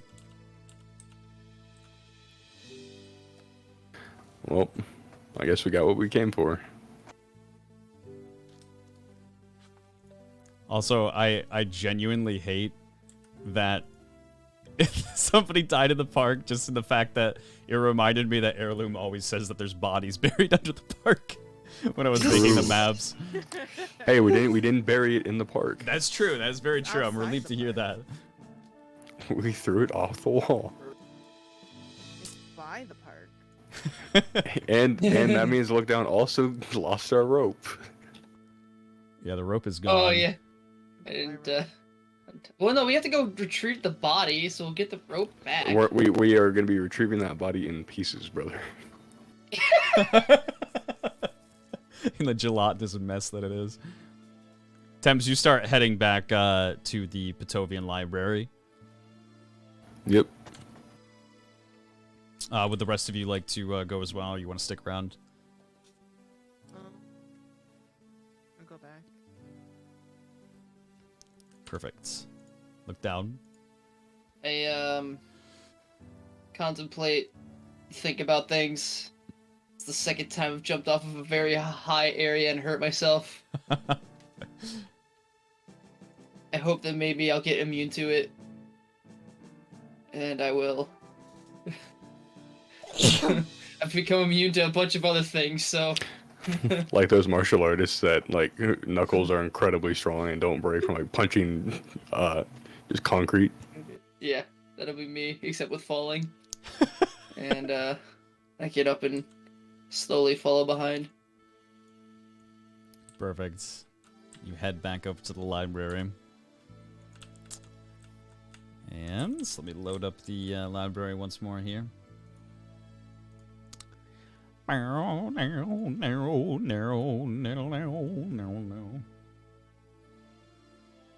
are bodies in there, dude, don't you lie. Yeah, Shifty is definitely no bodies. It's by the park, not at the park. Yeah. Yeah. Premise. Marth, as you guys have entered, some of you trailing a little bit further behind, you see... Hold on, let me get the soundtrack up to date here. Marth puts the egg down in front of the two birds and looks very, very somber and simply says, "I'm sorry, this is the way that we found him. I wish there was more that we could do." And he places the egg in front of them. And the two birds begin chirping happily, actually. And the dumb Tweedle goes, "Oh, he's safe! Not even hurt!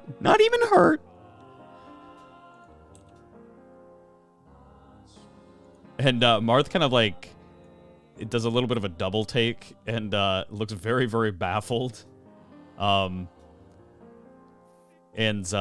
D Tweedle kind of like goes over to him and starts flying around him very happily and says, You saved our brother! You saved our brother!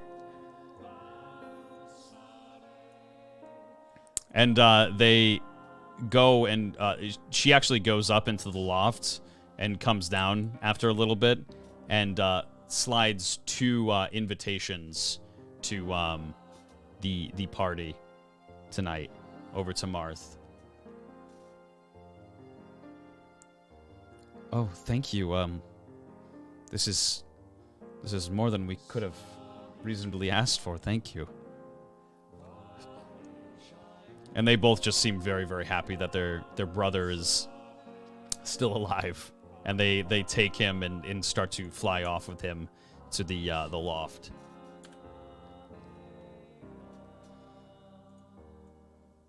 And as they get to the top of the loft and are kind of no longer in ear distance, Vesuvius whispers, They still think that he's alive.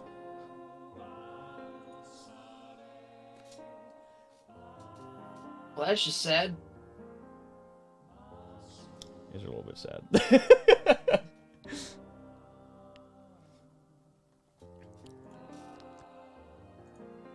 And Max is kind of just waking up from his nap. He heard like the chirping and it woke him up. And he's feeling reasonably better. Man, I was conked out. But it's good to be back up. So what's going on? And Marth. back. Oh, sorry. Go ahead. Egg back. Oh, that's great. Congratulations. Man, I could go for some fucking eggs.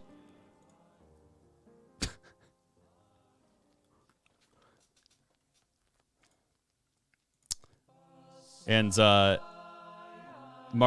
kind of looks to the rest of the party. And he goes over to Pivot and hands him the 2 invitations and says, you and Alice are going to use these tonight. We need to come up with some kind of formulated plan, so nothing kind of goes astray. The plan essentially is that me and Maxwell are going to head to the encampment, and we will take care of what's inside the encampment together. Hold on, you can't just... Max. And I are going to go into the encampment. I need Lookdown and Temps for you two to go into the university.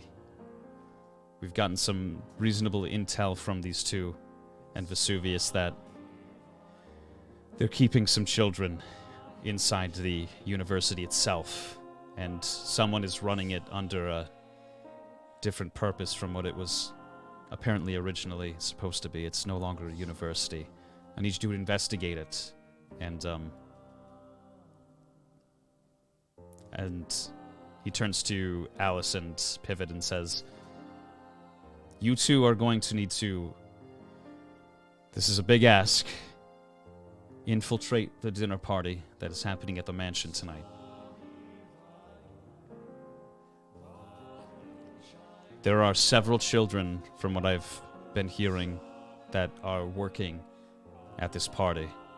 We need to, A, spy to see if we can gather any type of information of what their plans might be in the future for the Chaos Knights, and B, we need to assassinate the target, Captain Rel. But I don't want you to act until the rest of us are able to catch up to you.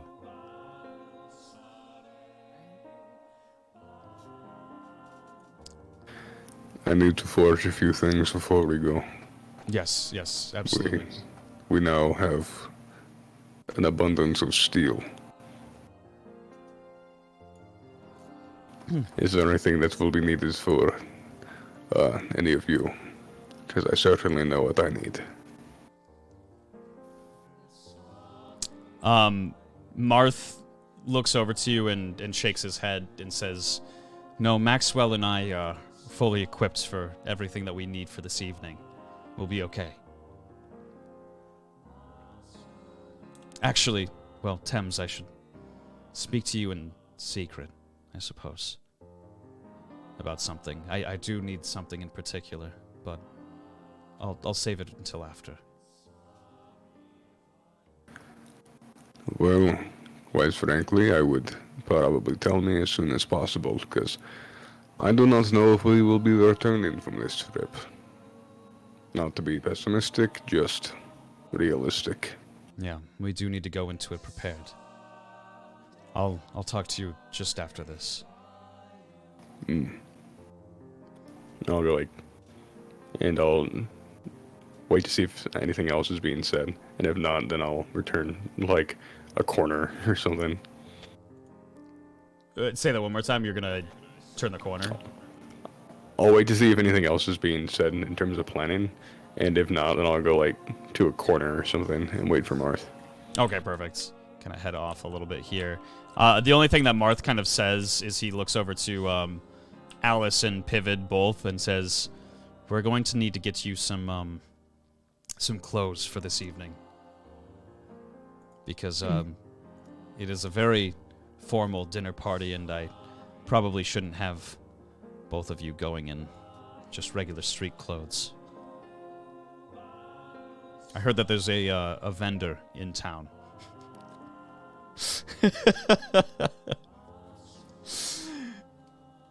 Apparently, he sells a lot of wares to the Chaos Knights, and we might be able to get a good deal from him. So, Pivot turns into Rizid.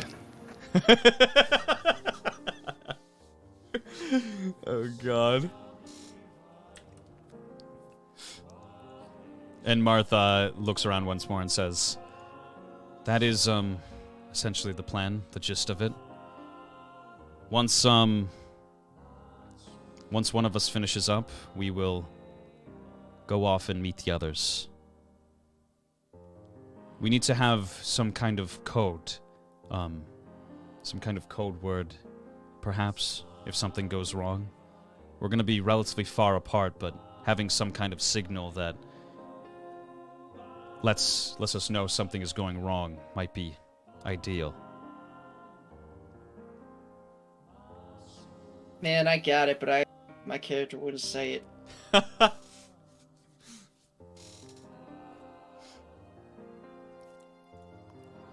Max kind of just like scratches his head and he's like, "Man, I don't know." How about look up?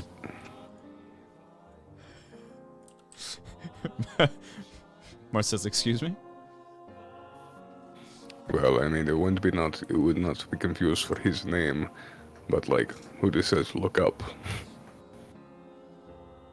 Okay. Scream, look up. I guess... Like, when people would look up, except for those of us who know, in which case, you know, something's going wrong. Oh, that's actually a pretty solid idea. Okay.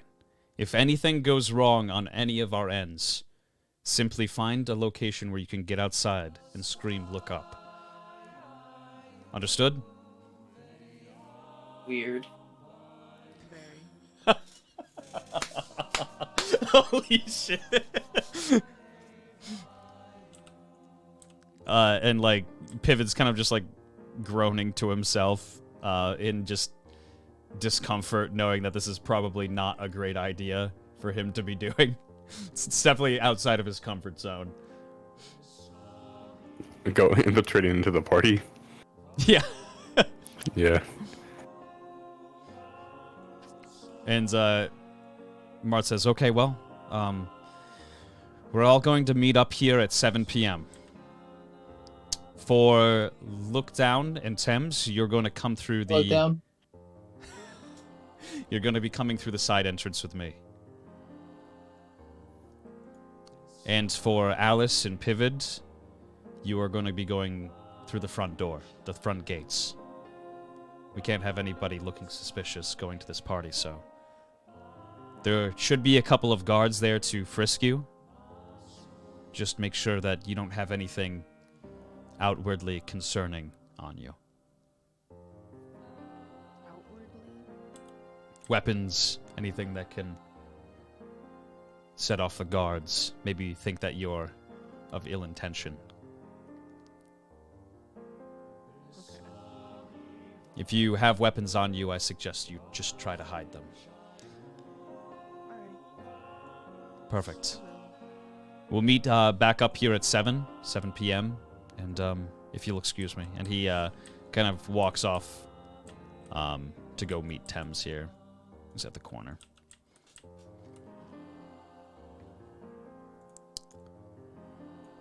And Marth approaches you, Thames. What do you need, mate? It's a bit of a personal favor, Thames. I noticed when I entered your forge the first time that you had the capabilities to repurpose weapons and fix them. Yes. I was wondering if you could fix this up for me.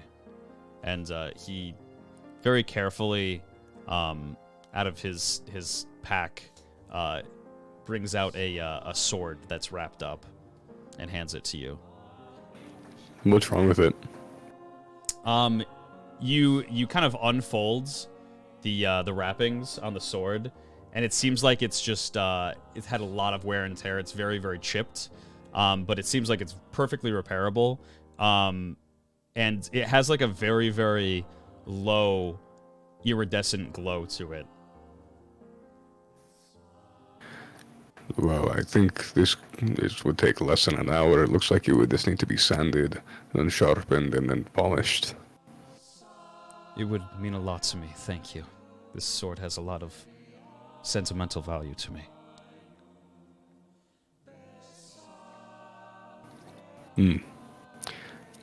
The material, what is it? It's made out of quite a few special stones. Has a lot of magical properties to it. It's been blessed by the... And he kind of like looks around to see if anybody's listening. And he gets closer to you and says, it's been blessed by the creator himself. What are magical properties? And please be in depth. This is the difference between me getting you your sword back nice and fine and me being blown up in my forge. Nothing that you necessarily need to worry about, from what I understand. Nothing hazardous for material. The sword itself is made out of steel.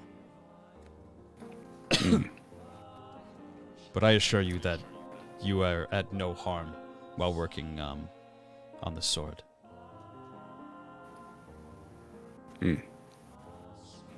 Very well. Well, daylight is fading. Yes. Thank you again. And he turns to the rest of the party once more.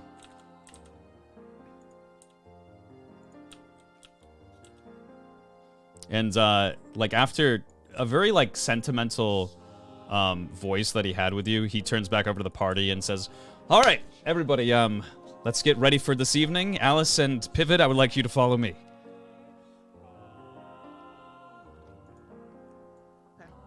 And Pivot's just like, "Oh man." Oh shucks. Oh shit, man. What I do? Well, did you need anything for this evening? You should let Thames know if you would like some armor. Or perhaps a weapon. I look at my armor and lift up my ice dragon fang. It seems like you're pretty well equipped. I mean... It needs to be repaired. Oh. Look fine. I look at the front. There's probably no brakes on it 'cause it's all in the back. The back looks as if you went up against a Wolverine. Whoa. Small little animals with sharp claws. Angry beavers, essentially. Beaver. Demon spawn. Got it. Looks bad.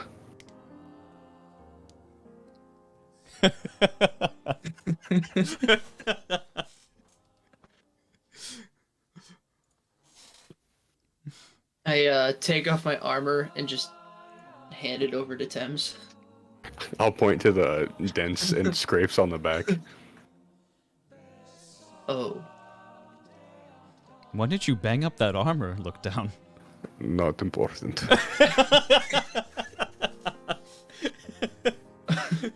I don't. No, look No. down. It's not important. Let's go. Oh god. Are you joining Thames? Yes. Perfect. And as you start to head down the corridor here, Marth kind of turns to you and says, "Look down. I look down. Oh boy. I'll get something for you. I'll get some clothes for you." Okay. Just Have clothes. Yes, of course you have clothes, but this is more of a how do you say it? We're looking to impress the people, I suppose, that you're going to be meeting. We don't want you to think that you're going to hurt them.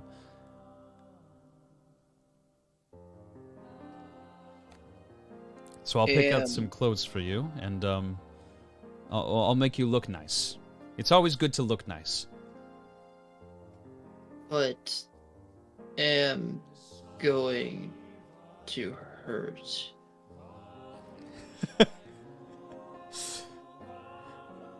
Well, look down.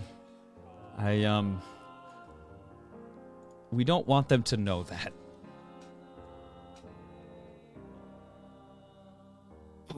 Okay.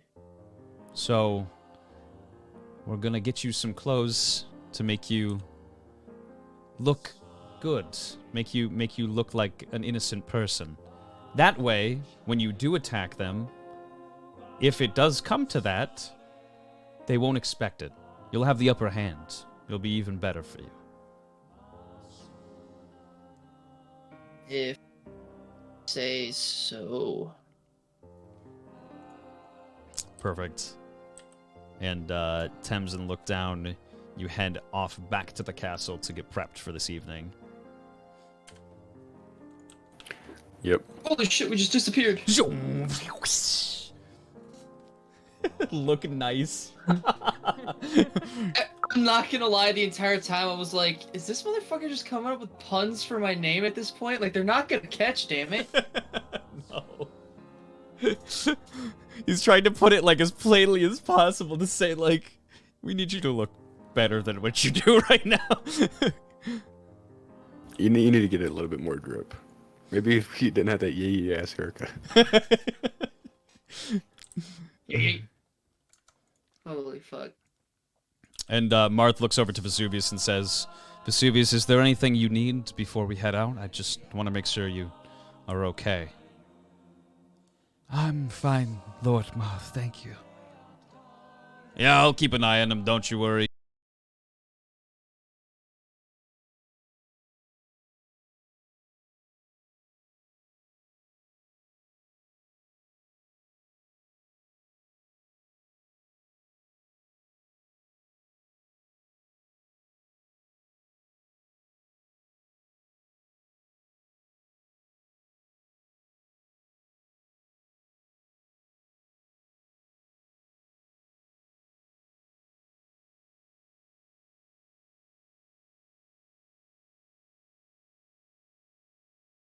Yes, but I want to. Has Max just been sitting there the entire time? Yeah, he's just kind of stewing over there. Oh my god. Oh yes, yes I am just gonna follow. Okay, perfect. You all head... Dagger in my hand, trying to figure out where I'm gonna put this. We head back outside.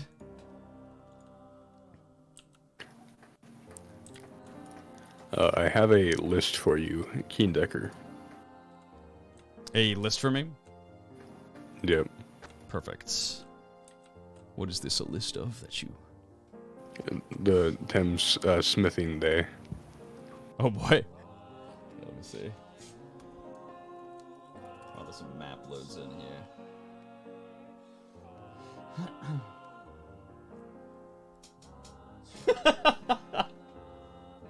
Repair the Marth sword.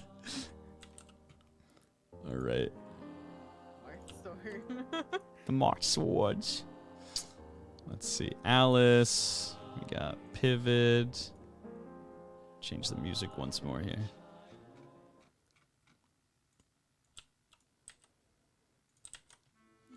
Alright, Marth makes his way over to the vendor here.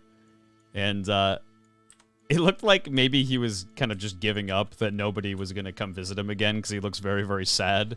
But as Marth starts approaching him, he starts to perk up. And he waves once more, leans against the side of his little crate here and says, "Well, hello there."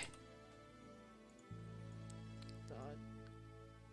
Hi, I was told that you might have some clothing that we could buy. Oh, well, of course I do. And what size exactly are we here? And he starts kind of like trying to pat like Marth, kind of like very touchy-feely, almost to the point where you might think that he's trying to grab something off of him. And he backs up and says, "It's not for me. It's for my friends here. They They're going to the party this evening, and they need something to wear. Oh, well, you have most certainly come to the right place. And, let me just kind of inspect you, and, he heads over to Alice, and same thing, Alice. He tries to kind of, like, pat you. I'm gonna give him like a quick, scary stare. Go ahead and roll an intimidation for Wash me. your hands. Big money. 16. 16. Yeah, you give him just like a death glare, and he takes his hands off of you and smiles just like very coyly, and he's just like, "Oh, of course, my dear. I didn't mean anything by it. Let's see you." And he doesn't actually go to touch Pivot because you kind of frightened him a little bit. He's like, "I think I got something for the both of yous." And he starts kind of rummaging in the back of his cart a little bit and pulling things out. And he pulls out, first of all, he pulls out a full pantsuit. He says, "Well, I think that this might fit you. Go ahead and see if that is kind of your size." And he hands it off to you, and he goes back to looking through. And he continues rummaging through, and eventually he comes across a very, very nice-looking, like, ball gown that has, like, a mask along with it with feathers on it. And he brings that over to you, too. He's like, you go ahead and see if either one of those tickle your fancy, and I'll search something for my fancy-looking friend over here. Grunts to himself. And he starts once more pillaging, and he grabs 2 items out, one of which is a full, like, long leather coat with several belts on it to kind of fasten it and tighten it to the body. And then there is also a like a cape coat as well, just like a very long drapey cape. And he brings them both over to him, and Pivot just kind of points at like the leather coat. Oh, the leather, you say? Good choice, I think. And how about you, dear?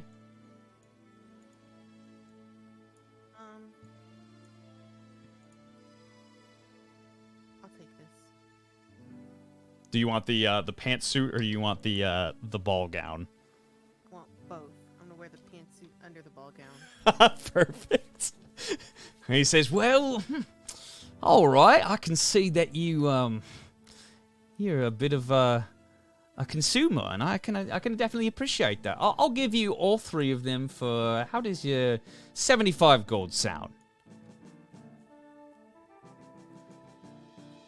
What? And Mart's like, "That's kind of steep. That is kind of steep. You wouldn't be trying to wiggle us out of money, wouldn't you?" And he kind of like steps in closer, and he's also going to roll an intimidation check, which is a 14, which will do the job.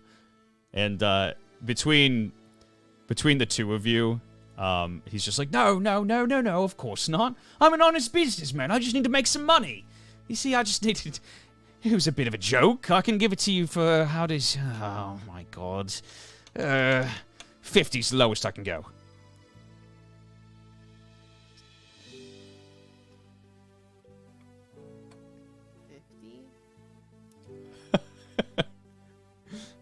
Yeah, 50. I mean, it's a steal. This is some quality. Be separate. Well, I think you just want like one or the other. I would say if I just gave you one of them, then I could give you probably like 20 gold for the pantsuit. 20 gold for the pantsuit. Yeah. How much for the ball gown? For the ball gown, I would probably charge you about, it's pretty nice, you have to admit, it's pretty nice, yeah? It is pretty nice, but... You know, I don't think it takes... I think it takes more fabric for a pantsuit. Sure, but this is luxury, darling. This is luxury. You're going to So one the of the... pantsuit isn't luxury? Well, I mean, in a way Oh, it is. And... so the pantsuit isn't luxury. Well, not necessarily to say that it's not, but I would say that the dress is a little bit nicer to look at, wouldn't you? No. And Marth kind of like steps in and he says, "You'll give us both of them for 25 gold." Oh, come on now. I can't possibly. And like Marth kind of like looks over to his just ragtag stand with just a bunch of various items that are definitely no good. Like if Thames was able to spy out like the weaponry that he has on his bench, it is all just like haphazardly put together, like hammers, just like some rusted copper just kind of slabbed onto like a stick. Like it does not look good whatsoever. Provides no tactical advantage whatsoever. Yeah. Like you'd be better off just equipping yourself with something in nature than trying to buy something from this guy. And Mart's like, "Listen, we know that you're a loading crock of shit, okay? So you're going to give us all 3 of these for 25 gold, and I won't have Rel come and inspect your stand. Do you understand?" Ooh, Captain Rel, you don't have to bring her into it. That's just not right. Come on. All right. 25 gold, it'll do, damn it. And Martha hands him 25 gold. Here, take your fucking clothes. Just get out of here. You're bad for business.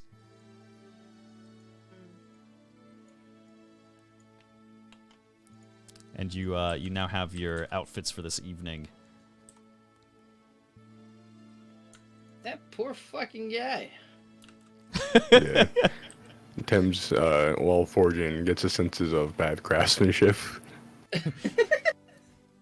And just continues with his work. Yeah, you have like this weird PTSD deja vu that kind of strikes you. You're like, I feel like I saw something earlier today that really made me upset. Are you okay?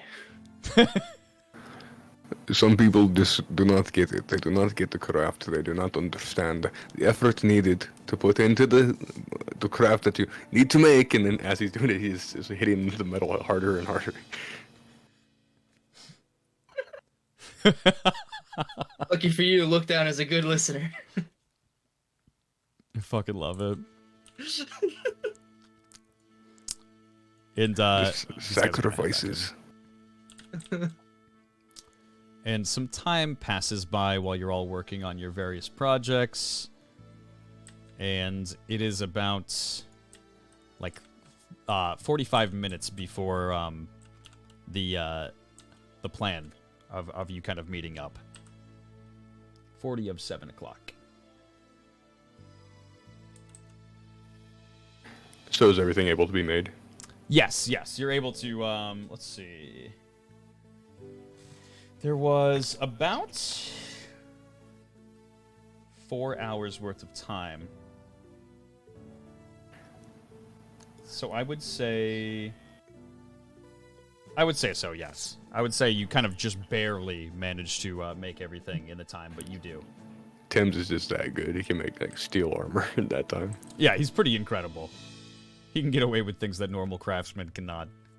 I was about to say, like, I'm really hoping Keenan's like, no, actually, you actually have to spend like 2 weeks making it because that's how it normally is. Yeah, fuck that. That would be no fun. This is fantasy. Vesuvius. Let's be real here. I feel like if this is a castle ruled by an evil witch entity full of magic, there is some way that she was able to expedite your work process. And she did Probably. She did pick out Thames specifically because he was kind of the best damn like blacksmith she'd ever seen, to be fair. Let's get Thames in here. And look down. Let me close all these 100 tabs that I have open. Alright, look down. Also, your armor is back to full. Look down. Yeah. Pete. Man. Pete, I'm not gonna lie. Just for the inside joke, I want an outfit that is got a half skull mask on the. Oh no, he forgot to grab you something. Oh no. E for gore. Oh god, that's not good. Perfect. Oh, why can't I move around? Hello? Did I break the application somehow? Oh, Keen, there's also one other thing. Yes. I didn't get the steel statistics, so do you want me to just, like, take the iron ones? Yeah, kind of take it from the basis for the steel statistics for now. Okay. And why can I not move my map around? That's kind of concerning. That's not a good sign. Oh, I can drag it now? I don't understand why, but we're gonna go with it. My WASD keys are no longer working, which is a bad sign. So you all group up. Am I missing anybody here? We got Maxwell. No, looks like the gang's all here. I'm gonna leave my walking staff behind. In the castle. Because I currently have 2 pole weapons on me that aren't the staff. Perfect. You walk in and you look pretty pog. You all look very, very well outfitted. And Marth is, as Thames and Look Down enter the room, everybody's kind of just like grouped around, and Vesuvius is just kind of sharing his experiences, like small little stories of just like what the day-to-day life was like while he was kind of chained up and nailed to the ground, cracking a couple of jokes. And Also, yeah, go ahead. we do technically have that third invitation, so. That is true. That is true. We still have a third invitation, but nobody knows about it other than Alice. Oh, that's true. I didn't even think about that.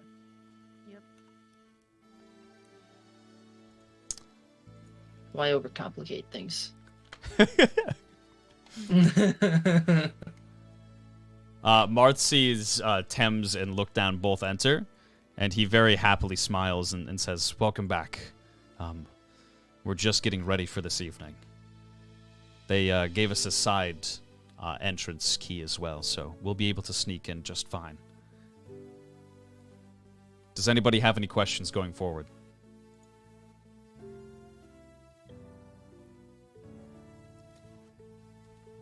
The third invitation. I'm sorry, what did you say? I have a third invitation. I just forgot to tell you guys earlier. Oh, where did you manage to get that? You guys are really heavy sleepers and didn't notice me half killing and then helping kill a man in the room next to you guys. But there was a lady and she wants her kid and she gave me an invitation. Oh. Otherwise she was gonna do it and I don't think that she would have got past the front door if I'm being honest, even with the invitation, but that's neither here nor there, so. A third invitation. Okay, well, and he kind of like looks around and he says, "Would anybody else like a third invitation just in case?" That isn't Max. That most certainly cannot be Max.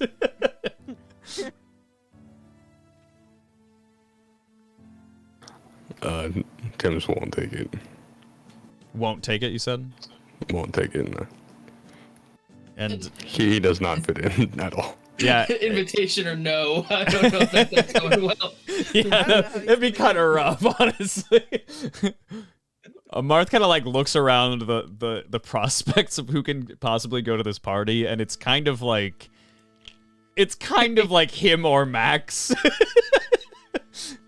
Or deranged man in chains. Especially after the conversation that he had with you, where you expressed like not really understanding the idea of like wanting to dress up. He's just like, it might not be a good idea. So he's like, I'll take the the third invitation just in case. It'll make it easy for me to get in to give you backup if things go astray.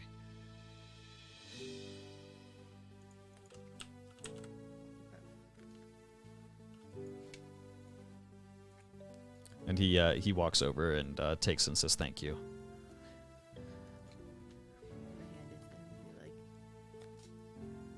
Thank God it's not Max. Hey, I heard that.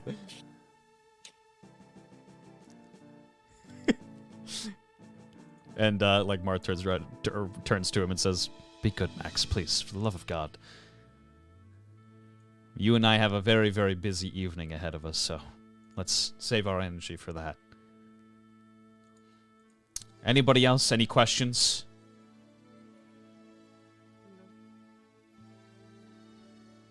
All right, perfect. Then let's all Yes. Oh, go. Yeah, sure. Go ahead. Wear clothes. Oh shoot. And he kind of like looks at his like to his side and he completely forgot. And he's just like, shoot. Here, I need you to follow me. And he like kind of like beckons you to follow him. Okay.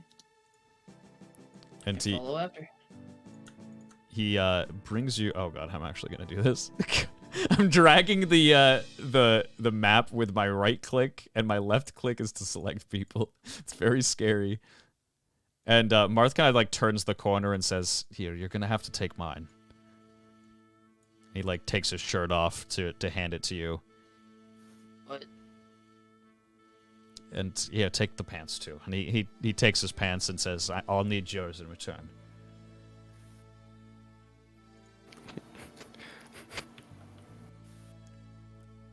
I feel like Martha's gonna have a fun time with that. Okay. I take off my clothes and give them to him. Perfect. And you put on Mart's clothes, and they are they actually fit you pretty well, surprisingly enough. You're both relatively skinny people, and his like arms are like maybe like a little bit too long, like on the sides for you, so it kind of like goes up a little bit onto your wrist for the cuffs. But you look much better. And Marth kind of like puts the clothes on and regrets not buying you something because your clothes smell horrible. He says, "Okay." We've just gone and gotten more clothes. Well, it is getting pretty close to the time that you guys are heading out, so he kind of like tells you to follow him back over here. And you turn around the corner and you look pretty fucking snazzy. Yeah. I thought you were gonna say schnasty. You look pretty snazzy. Pretty nice, but pretty smelly. And Max just like kind of like looks over his shoulder and just gives one of those like one of those just little like laughs. All right, everyone. Without further ado, let's head off to our posts.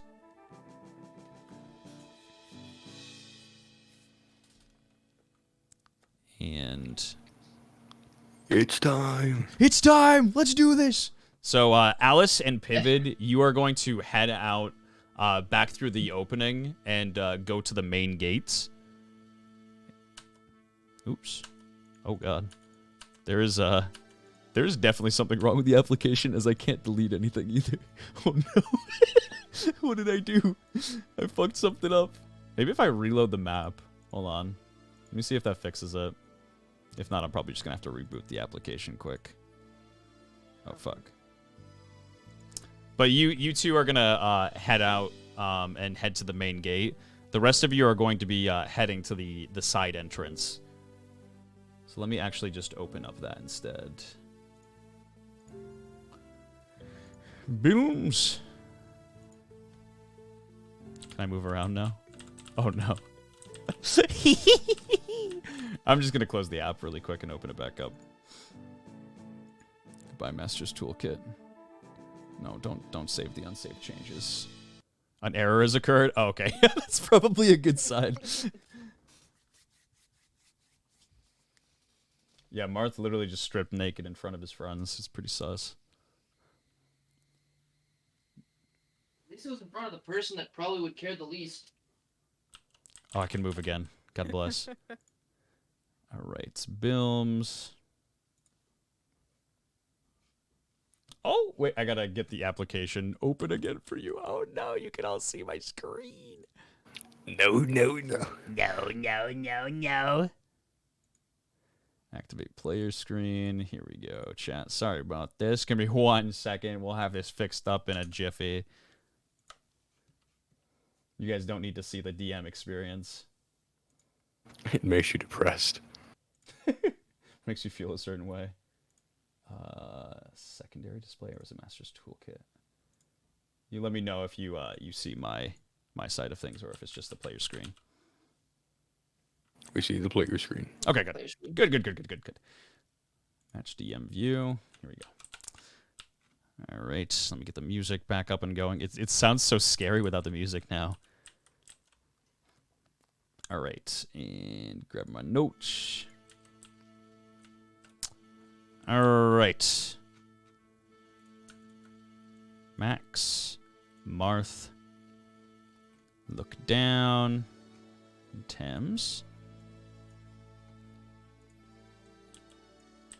You all head outside and kind of pass the shopkeeper, who just is just like not even gonna make eye contact with you. He looks very angry. And Marth gets to the, kind of like this area around the wall and says, "We'll need to be careful going forward. Just there are guards actively patrolling, so we'll have to try to stealth as much as we possibly can." I am wearing steel armor. Well, yeah, you're right. That might be a little tough. We might have to just wait for him to pass.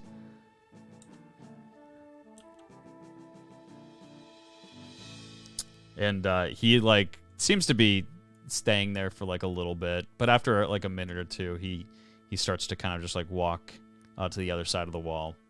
And Marth, like, is just like, all right, let's go. Go. Let's go. And he brings you all to the opening. And he opens up the door and kind of gestures for you all to go through. I go through. Perfect. You go through. Max also like tries to quickly scurry through. Look down. Do you wish to go through?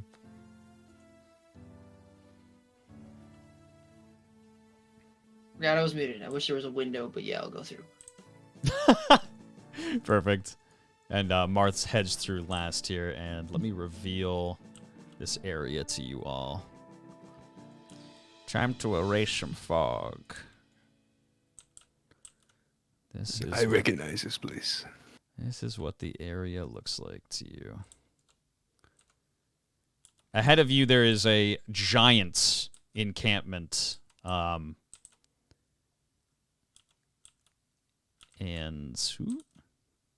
can I make this any bigger? Ooh, the music disappeared once more. I need to put it on repeat. We just sit here in silence. Somebody breathe heavily, please. I need some sound. Thank you. I think it bought me just enough time. I just sprayed a bunch of my spray can stuff, and I think I just inhaled Spray can stuff? Wait, what do you mean? The bite apple cinnamon stuff. Oh. I can smell it from my room. I was like, spray can? That sounds awful. I'm like, what are you doing? He's inhaling aerosol. Look, when you kill a stink bug, you try to cover that you try to true. mask that shit. So you enter the encampment area, and you see a large, highly defended camp over here. And down the road, you spy a set of buildings just past the encampment that seem relatively far away. And Marth leans into Thames and looks down and says, "All right, those 2 buildings are your objective. Remember, if anything just goes wrong, anything at all, and you need our help, just scream, 'Look up.'"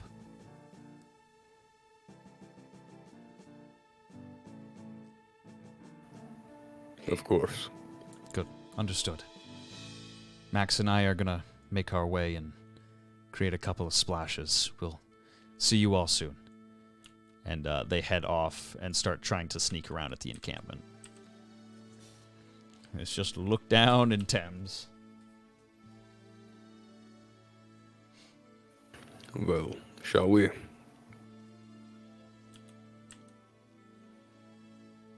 Go, I guess.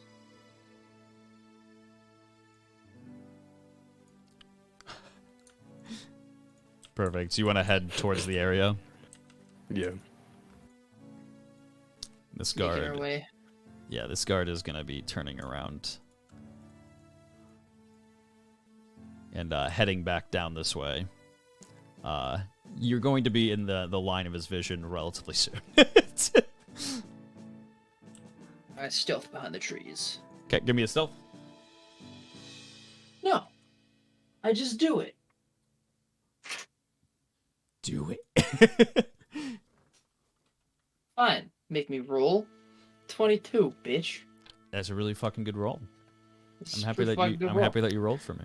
Time to Are roll you? Stealth. You say Thames isn't gonna stealth. I said time to roll stealth. Yeah, go ahead and roll a stealth for me. A 7. Oh boy.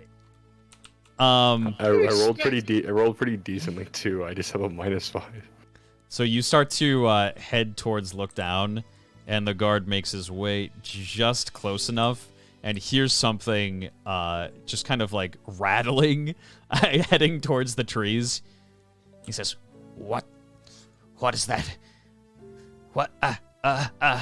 Hold on. I should probably go tell the..." And he starts to head off, and Marth sees that this man is kind of heading along the walls and is gonna hop off, and he's just gonna go, "Coo, coo, coo, coo," and grab a rock and throw it at the trees, making a rustling sound. And he hears like the rustling in the trees, and he goes, "Ah, just some stupid fucking birds, I guess." And you make your way over to the trees. Love that. Imagine if there's like an equivalent of Bigfoot sightings, but it's just Thames in this one. yeah, he's even doing the same motions, just the.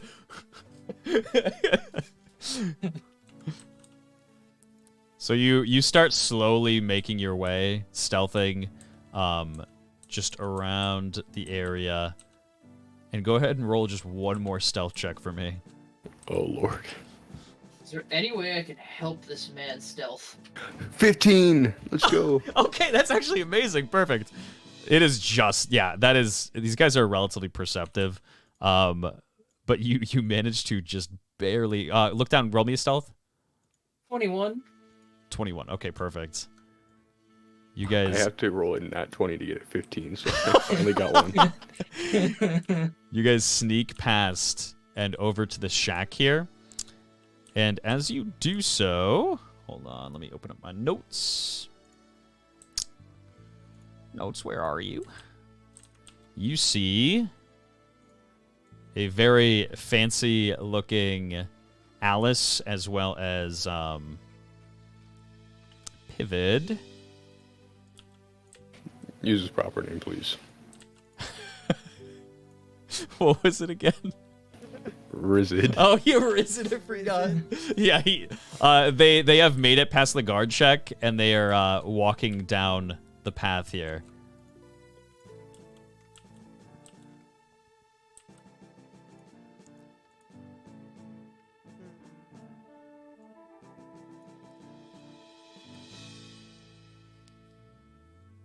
and if you don't do anything necessarily, they kind of just kind of disappear into the darkness, heading towards the mansion. I just watch them creepily. Perfect. I love that I for just you. stare at them the entire time. And Thames is kind of just looking at his own armor, like, man, I did pretty well on this. That is so you, bestie. You creep out from under the shack, and it seems this cluster of buildings here is the buildings that were mentioned. They look to be repurposed. Instead of just like regular university buildings, these have been kind of painted, and there are kind of religious statues and symbols nailed to like the outside of the houses.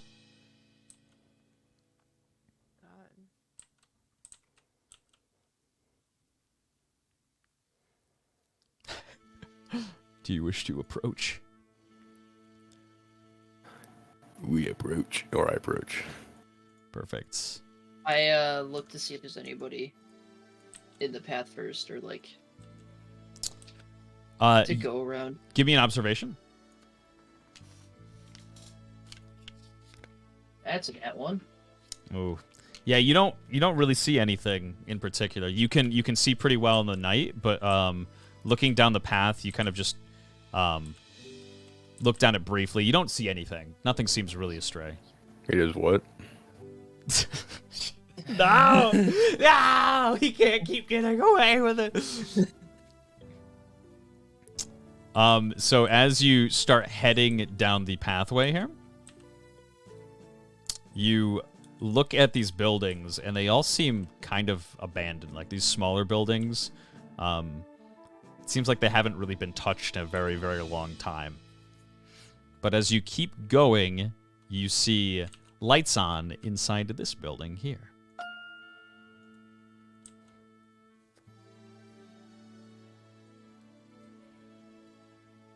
Curious. Should we look inside the building?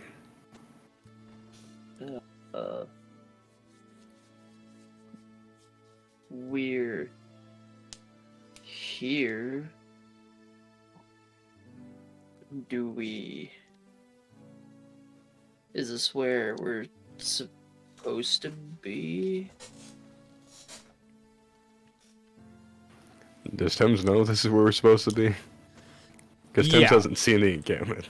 Yeah, so from the way he kind of described it, it seemed that you're supposed to be investigating these various buildings here to see if you can find the children that are being held here. So yes, this is kind of the area from which you understand. So are these like huts? These are all were originally, you could tell, kind of like housing units for students or professors that used to stay here or live here. So Thames is gonna say, well, if there was ever a place to keep the, well, children, it would probably be in these houses.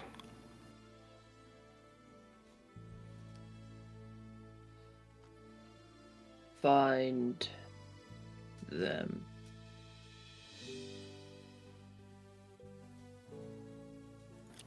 Are they locked? Yeah, you go to jostle like the door, and it seems like all these buildings are kind of locked. Do you know how to pick a lock? Can break it. No. How about we go to the other building first?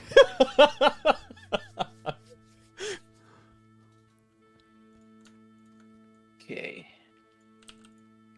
You head over to the other building, and what are you doing? Are you entering it? Are you looking through the windows? I'm gonna look through the windows. Perfect. There are windows on kind of each side here to the building, and you kind of just very carefully go around and start looking into them. And it seems like there's a decent amount of people inside, and this is a chapel. There's currently a service going on.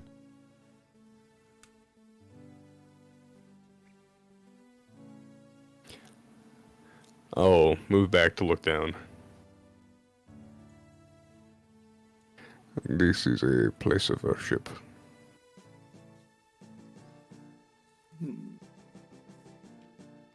Worship.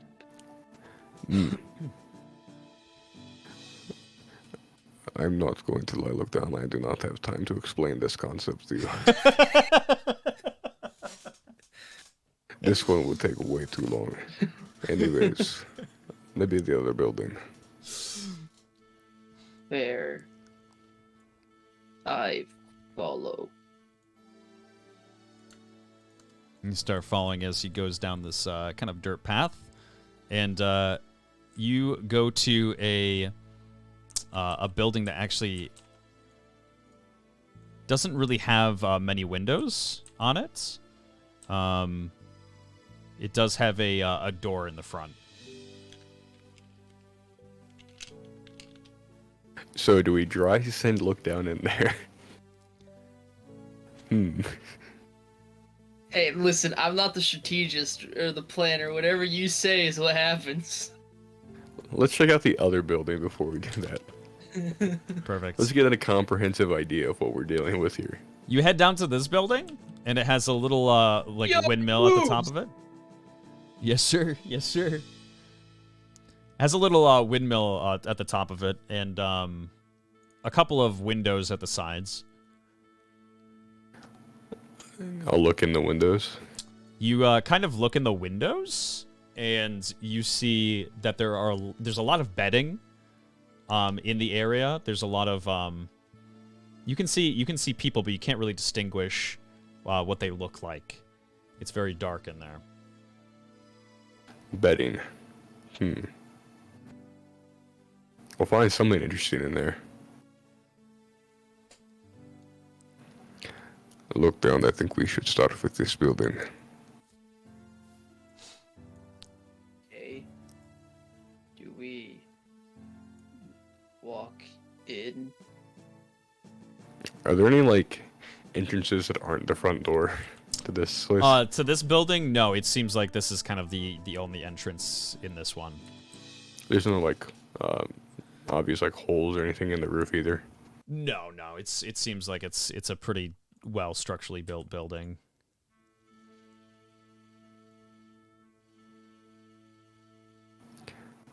Well, either way, we would be taking a risk entering these buildings. So, what do you say?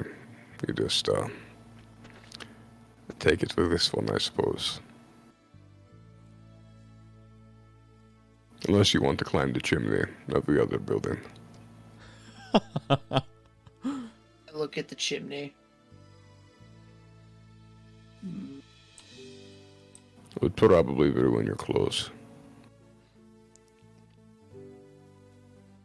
Not my clothes. No, but it would ruin the purpose of the clothes.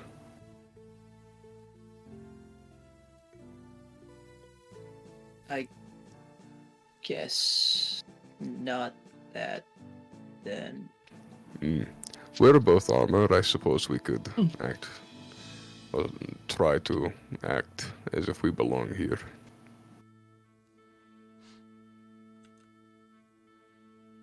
I just walk the same way I always do. So, what say you? We go in. Sounds good. No, this is a very bad idea, and it was in the first place.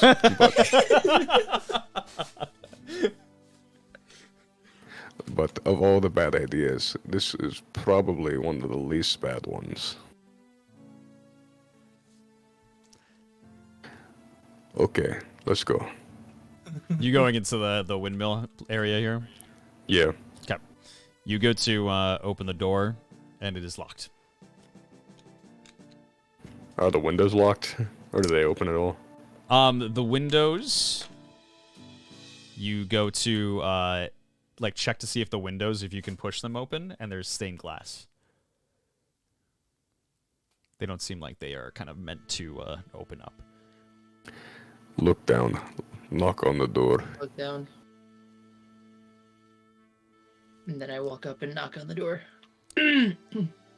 You walk on the door, and you hear some people inside talking amongst each other. Give me an observation check just very quickly. Both of you. Okay. 13. Looking like a certified, also 13. You both can kind of hear. You can't hear anything that's being said inside the house, but all the voices sound feminine. Nobody comes to the door though.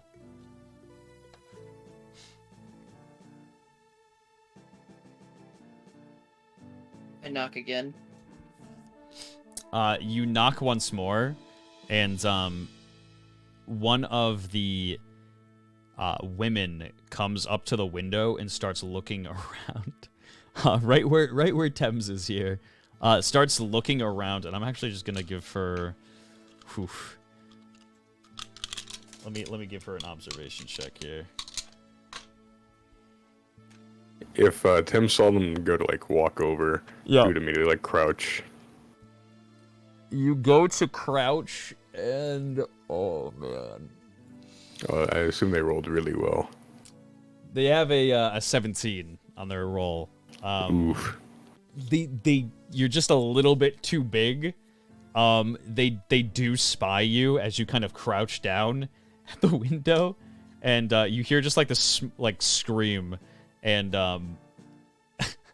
you see curtains just kind of flop over the windows, and one of the women you can tell runs up to the door and makes sure that it's locked. Well, this building is currently a no. Maybe another one. I knock to the tune of the song that Alice was trying to teach me earlier. Oh, that has to sound horrid. Like,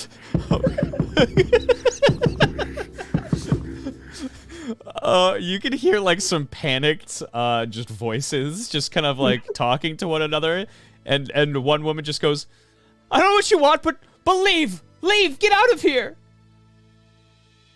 Yeah. Children. You can't have our children. oh, but we want What? to eat them. What? I suggest you get out of here before I get the Archbishop.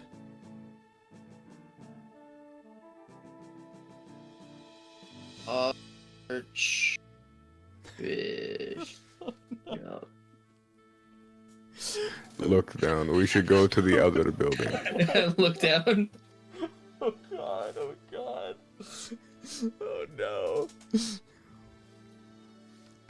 We should go to the other building. Look down. What is it called when you feel pain for somebody? Secondhand embarrassment. Yes.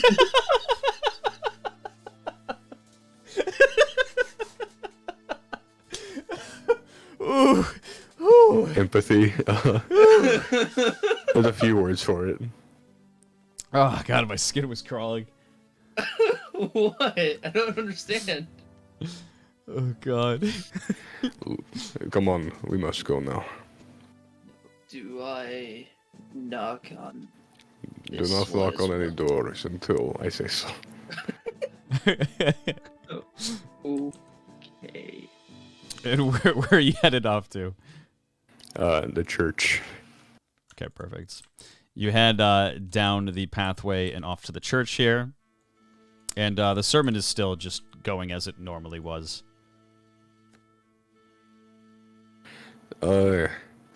Do the patrons look very, do they look like they're guards, or are they everybody? It seems like the people inside that there are some members of the Chaos Knights in there, but they kind of have set their uniforms off to the side, and they're all just kind of in solidarity praying with one another. Could I speak like enough like phrases in chaos that I could like potentially somewhat be able to act like I know the religion. Yeah, I would like say how, so. like how people that go to like Latin mass probably don't know all of Latin, but I would say, like, if you speak a little bit of the language, which you clearly do, and you are just like very kind and courteous and kind of patient, that they would probably accept you. You'd probably fit in. okay. So I'll say, look down. We are going to enter, but if anyone tries to talk to you, do not say anything. I will say that you are not able to speak. Do not worry, this is not a front against you, but they will not understand you. They will see you as a threat. I am a threat. But they do not need to know that, do they? I just nod. Then let us go. Perfect. I follow behind silently. You enter into the building, and yeah, save the changes here.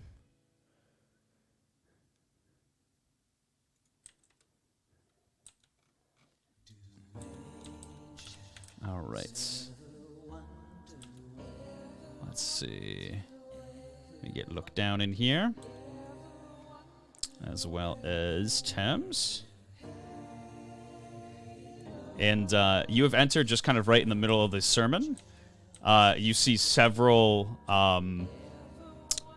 knights, chaos knights from the encampment, are kind of kneeling in prayer. And at the front of the chapel, you see a very well-decorated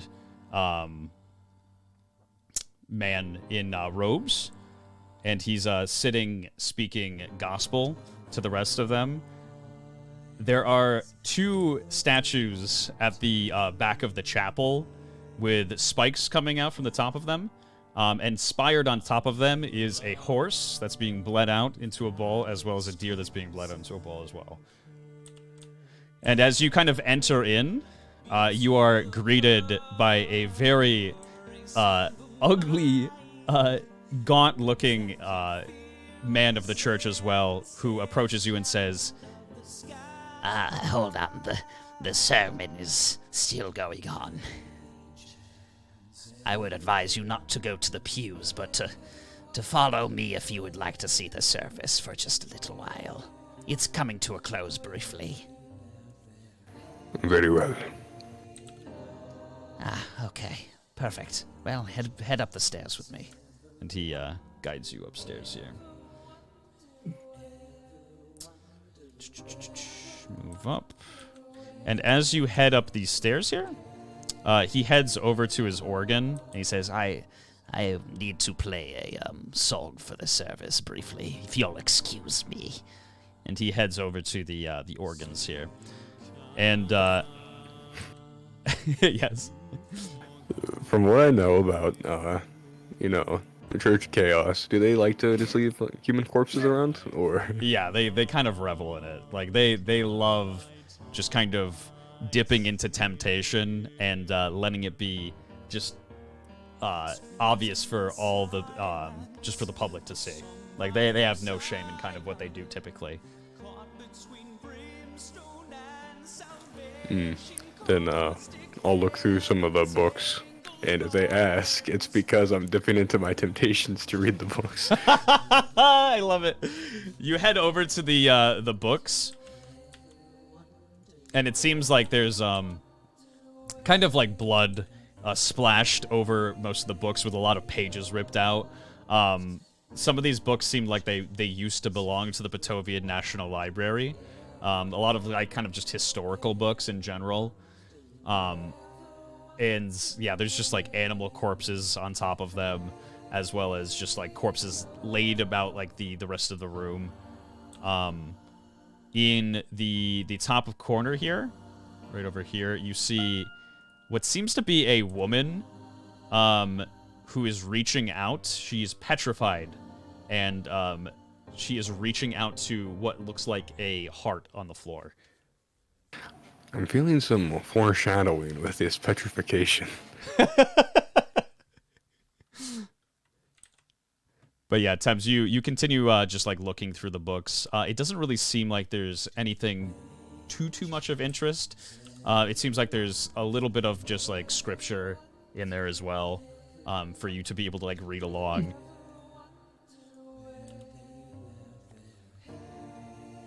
And as you're reading through the books, you hear at the front of the room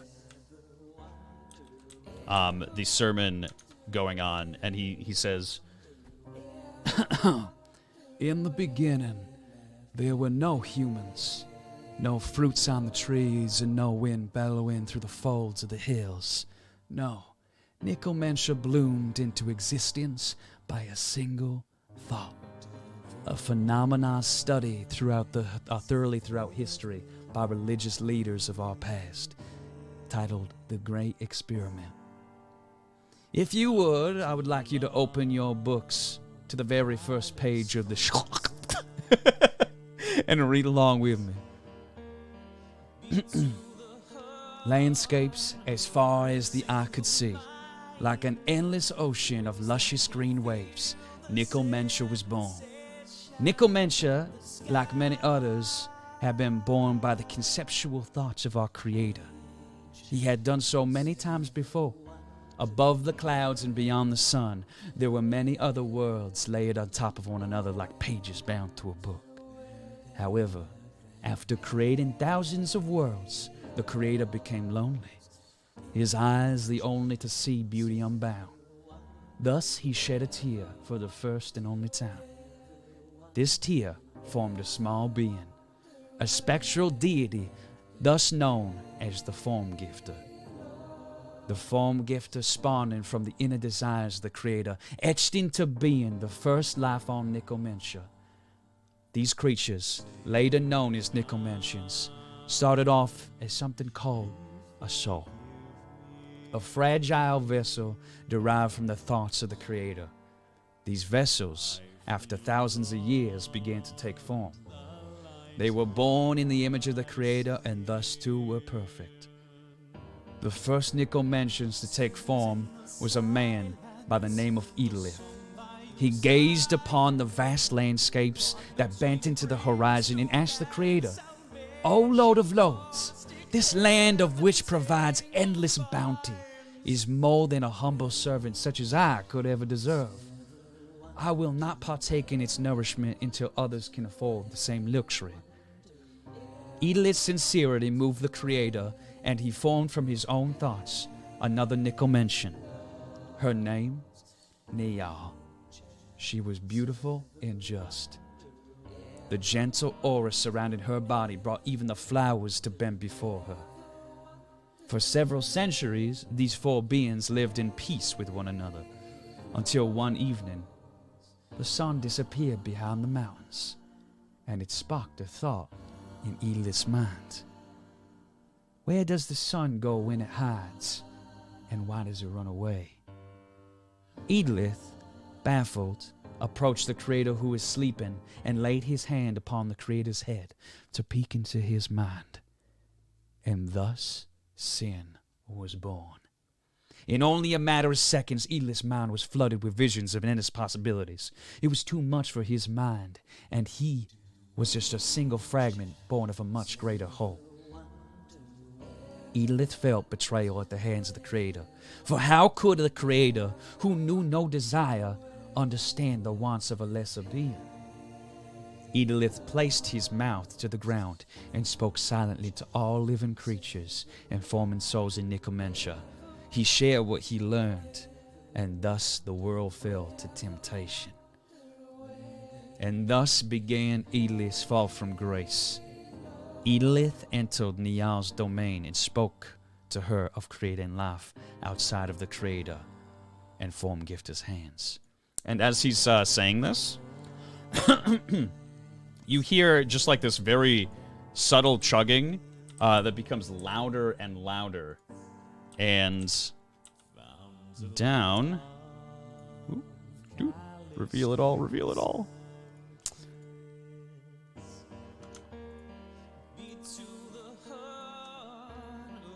And as he's speaking, you see a large carriage. Not the table as well. A large carriage just coming down the aisle and stopping right in front of the altar itself. And out of the carriage hops a woman, as well as... It's not the same woman, I promise. A woman as well as a man. And, I'm sorry. It's so funny, though. And he says, there was a dark and vindictive presence to his stature that made the grass burn underneath his feet. Niall denied Idlis' plea, but in his mind he knew there was no turning back. He forced himself upon her and stole her innocence, thus creating false life. And as he's saying this, these two, this woman and man, are acting out everything that he's speaking of. The man just kind of forces himself on the woman in front of everybody in the congregation. Niall's just mind and righteousness had been pushed and broken, for she was born in the Creator's image, only a fraction, and thus too was imperfect. Edith fell prey to the sin, and Niall the second. She indulged in what was now humanity's oldest tradition, torture and murder.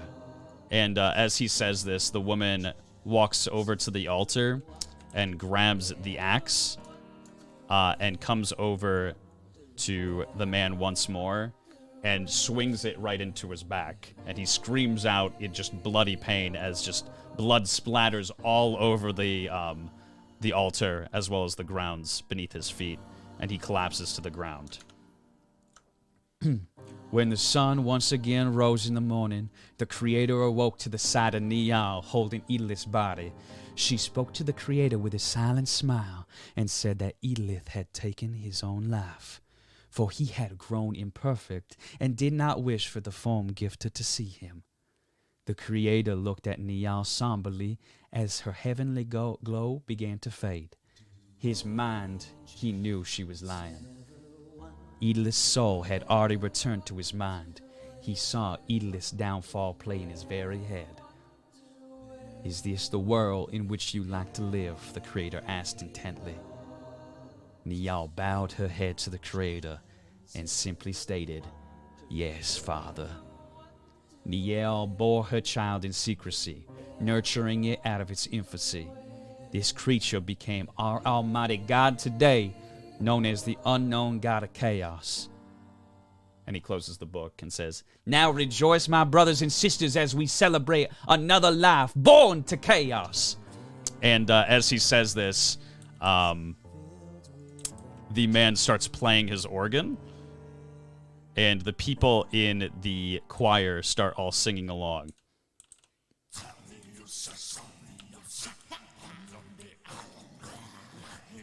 And the man is just kind of like humming along and saying, What a lovely, lovely sermon that was. Am I not right, gentlemen? Indeed.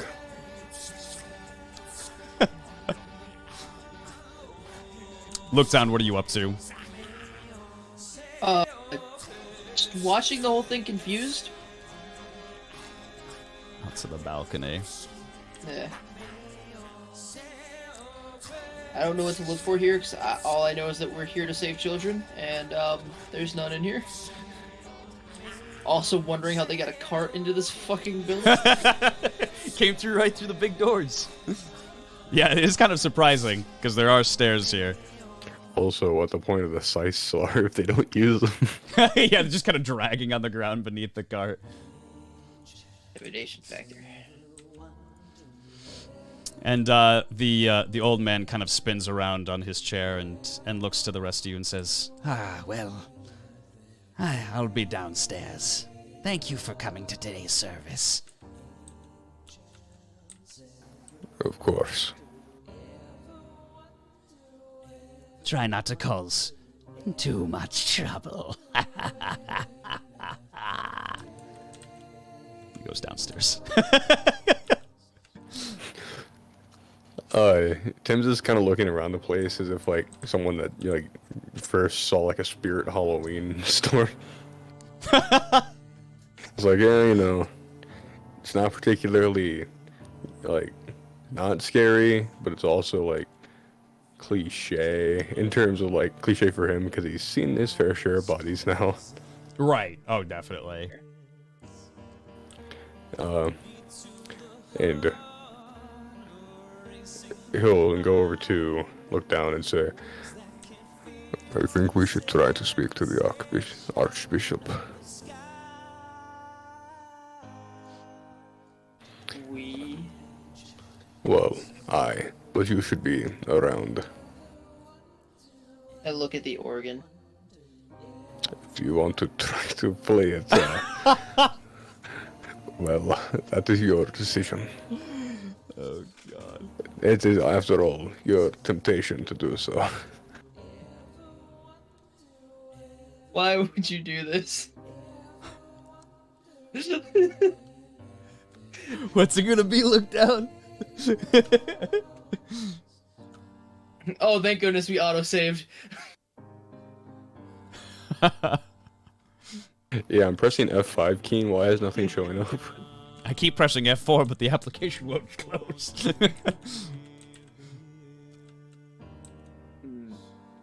Maybe later. And I'll walk downstairs. Perfect. Do I know if there's any honorifics for an archbishop, or do you just call them archbishop? Typically speaking, you do just call them archbishop. In the chaos churches, it seems a lot more formal than most others.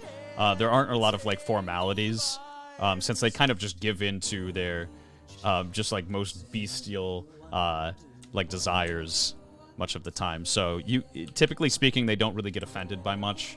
You can kind of be as formal or non-formal as you like. Gotcha. So, head downstairs then. Perfect. You head downstairs. Are you staying upstairs? Look down. Or are you heading down with them? Yeah, I'd follow after. Okay. Oops. You head down the stairs and into the area, and you see all the various soldiers kind of like throwing feathers, black feathers, into the air and laughing amongst one another as they are also taking out of their packs like various meats and foods and indulging themselves in just as much food as they possibly want, feasting in the chapel itself. Is the Archbishop approachable right now? He is currently still kind of in the closing bits of his sermon, you can see. Mm-hmm. So, I suppose, then, I guess we'll wait till after he's done with his sermon. Perfect. He just kind of looks to the rest of the congregation and reaches out to the woman, in which he grabs her hand, and he raises it into the air and says, Now go, my brothers and sisters, and forget not the origin of your life, an irreplaceable gift our gods gave us, the ability to seize our destiny and turn temptation into the sword at our side. Another life is born to chaos. And he just like shouts it to the rest of the congregation, and then they all cheer. And after a couple of minutes, their applause kind of fades, and the woman steps down from the steps and past you, fully naked, and leaves the church. Tim's is going to be putting on his best Renthal impression. I love it. So, whenever he's done, he'll approach. Perfect. You start to approach the Archbishop, and he's just kind of grabbing his notes and putting them in his book and wrapping things up, and he catches your eye. Archbishop, that's your name, yes? Are you... oh, sorry, go ahead. Oh, he's just trying to talk to them and approach that way. Are you speaking in chaos, or are you speaking in, like, regular common language, like Nickel mentioned? He'll start off with a greeting like that in chaos, and then go to Nickel mention. Or Piltovian, or... Yeah, Piltovian, common language is like Nickel mention. Yep. Okay. I have a few pets that I was told I could get rid of here for a price. Ah, you said pets, my boy? I do, little ones. Ah, perfect. Well, you weren't happen to be sent by... I can tell you're not with this troop here. It seems that you're visiting, I'm assuming for the party this evening, but you've stopped in my little humble abode here in my chapel. You have to recognize, Archbishop, every day of my life is a party. Ah, excellent. No. my child.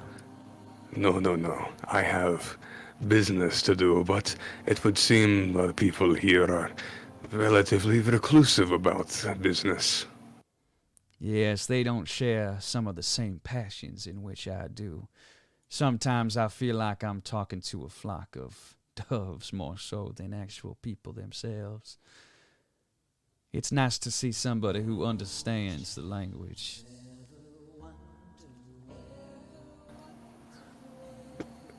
So I must ask, perhaps you'll be of some assistance, as we seem to be one of the same kind. Who do I go to get these little pets off of my shoulders and onto theirs? Well, that's all you need to say. I'll have you follow me to my private area, if you don't mind.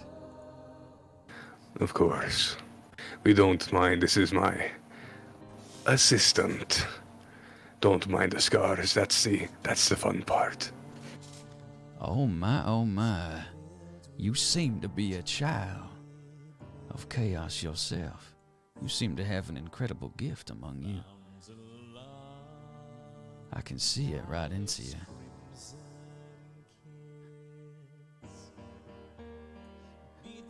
Wait, who sent both of you, if I do may ask? I know make up a... Can I, think of a name that would be related to this? Related to the church somehow?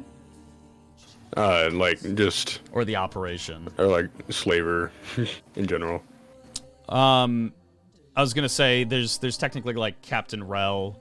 Marth brought up, the Radiant Knight as well. Who was gonna be a visitor at the party. It would just be... I'm trying to think of, a slaver name in general. One that probably wouldn't get into the party, but also one they couldn't, corroborate my story with. I don't think anybody's kind of name dropped specifically anybody that would be, Could I recall some people Soliet would have spoken to, or something like that? That might not be bad. If you speak to, maybe one of the associates of, Soliet. One of the guards. Or even, maybe Gray. Yeah. I was gonna say, do they even know any of these people are dead? Does anybody know about Soliet's passing? No, nobody knows yet. Oh, then I guess maybe I'll just say Soliet in general, because I know her quite well. Wow, my, you know Solia, do you? Both fortunately and unfortunately, if you know what I mean. Well, I do believe I know what you're talking about. She is quite the bright, dark, shining star, if I do say so myself. A very intelligent woman, But you know what? Perfect. You know, I got something to show you. Something that might blow your minds. If you're associated with Soya, you're really gonna like this. Oh, I'm looking forward to this. And you, my child, what may I call you?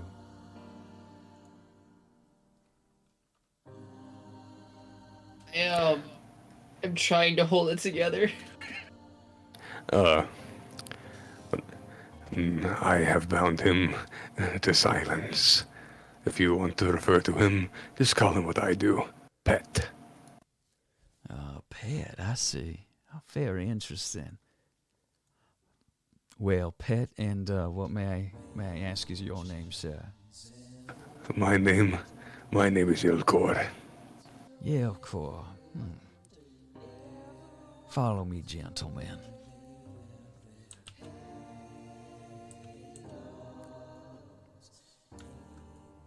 And My heart rate's going. I'm like tense. Oh, oh man. you, And I mean, look down. I'm just picturing like Thames is doing his absolute best just to mimic what a vile piece of shit Rental was. you're doing a pretty good job, to be fair. That's definitely around the same ballpark as Renthal. Throwing around that S word like ain't nobody here gonna be bothered by it. To be fair, it's helping him fit directly in for sure. Oh, yeah, until I fucking snap. Look down. Are you following behind him, or are you gonna follow Thames? I follow behind Thames, but I take a second to regain myself. Oh, of course, yeah. Yeah. Whenever Look Down's back there, if like Thames knows that Look Down's looking at him, he'll like give like a hand signal to be like to do his best to show what he's doing is fake. Like, I don't know, point at himself and cross his fingers. I don't know. Make a little silly face. I don't understand anything of what Thames is trying to convey, and I just follow behind. Perfect. You head to the exit of the church, and as you exit, you see the old gentleman who greeted you at the door, and he is going to follow behind the both of you. Let's see. Let me open up the map here.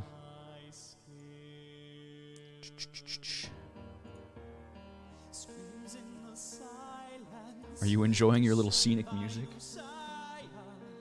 No, it actually makes me feel worse for acting like Rental.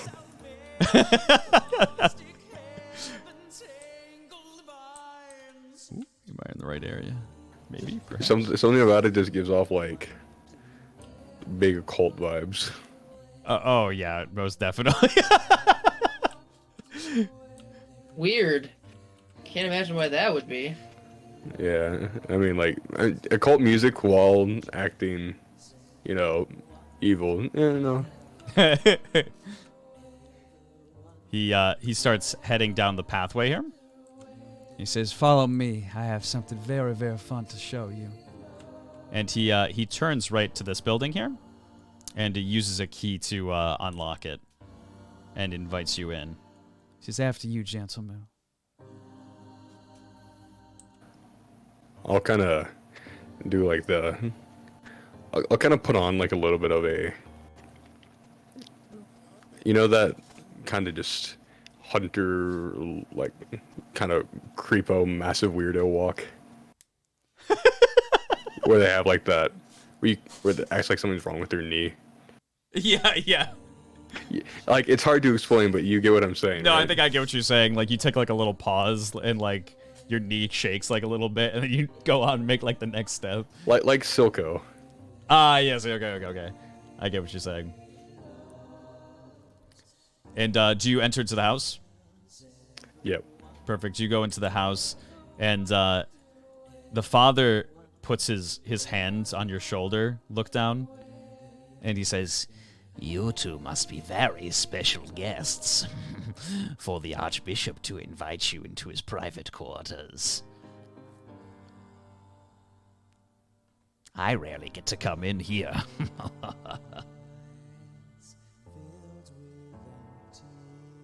I just kind of nod my head. Perfect. And you head in with Thames, and the other two follow you into the building. Let me open that bad boy up. Let me make sure I'm very zoomed in because I don't want to give no spoilers. Oh boy. Because it's all layered on top of one another, so all the layers just like load and it shows everything. Welcome to my humble lab and abode. I both use this for leisure and for my own studies. I hope you enjoy what you are to see. Now follow me right this way. And he heads down this corridor to this area here. I'll follow. Tim should follow. Perfect. I'm following Tim's. And the father is just kind of like creepy, like very close to you, right behind you. Joe? Yeah, he's smelling your hair like Biden. And he says, This is where I do some of my private studies, you see. It's very interesting that you brought up pets because I'm a bit of a pet collector myself, you see. Take a look into this area here. and you take a look, and it seems just like a normal pond of fish. And he says, oh, here, actually, let me turn the music down just ever so slightly. And he says, I've run a couple of experiments on some of these animals here just to further improve the notion that, well, it's embarrassing to admit, I suppose, but I have the feeling that in order to do my utmost to my own creator, the unnamed god of chaos, that the broader audience that I can bring to the table before him, the more sentience, the more human-like creatures that can follow chaos, the better. So I've been running some experiments on some animals here. If you'll take a look, these fish, they all seem normal, but I haven't fed them very, very well throughout the years. I've had these little buddies for quite a long time, and the more and more that I seem to starve them, the more desperate and hungrier they became. You see, they're very, very they're not very hostile fish, but it seems hunger has kind of turned them into something that they weren't originally. Go ahead and pick up that fishing rod over there, boy. Alcor, was it? Of course. I take it. It's like a bear. Take away its food and watch the rats scatter. I'm so happy you're like-minded, brother. Go ahead and then take that fishing rod and cast it into the river, and cast it into the pond for me. Cast it in. perfect. You cast it in, and Cast it in. you cast it in, and you get a bite almost immediately from one of the fishes, so aggressively that it starts tearing the rod out of your hands, and you're a very fucking strong guy. It tears the rod almost out of your hands and snaps it, and goes into the pond. Ooh. What delightful things. Or, I'm getting a southern accent because of him now. What delightful things you could do with that. Yeah, initially I thought that I had really made quite a few steps in bounds by denying a creature what they initially need in order to survive. But it's a little barbaric for my own taste. If they give in and indulge in themselves constantly, then what better are they than actual animals, you see? Go ahead and follow me just this way. And he goes down to the other pond. Thames will follow. He'll set the broken fishing rod down. these two will follow as well. I like how he keeps a fishing rod around just in case he demonstrates. Yeah, he just needs to demonstrate just how powerful they are.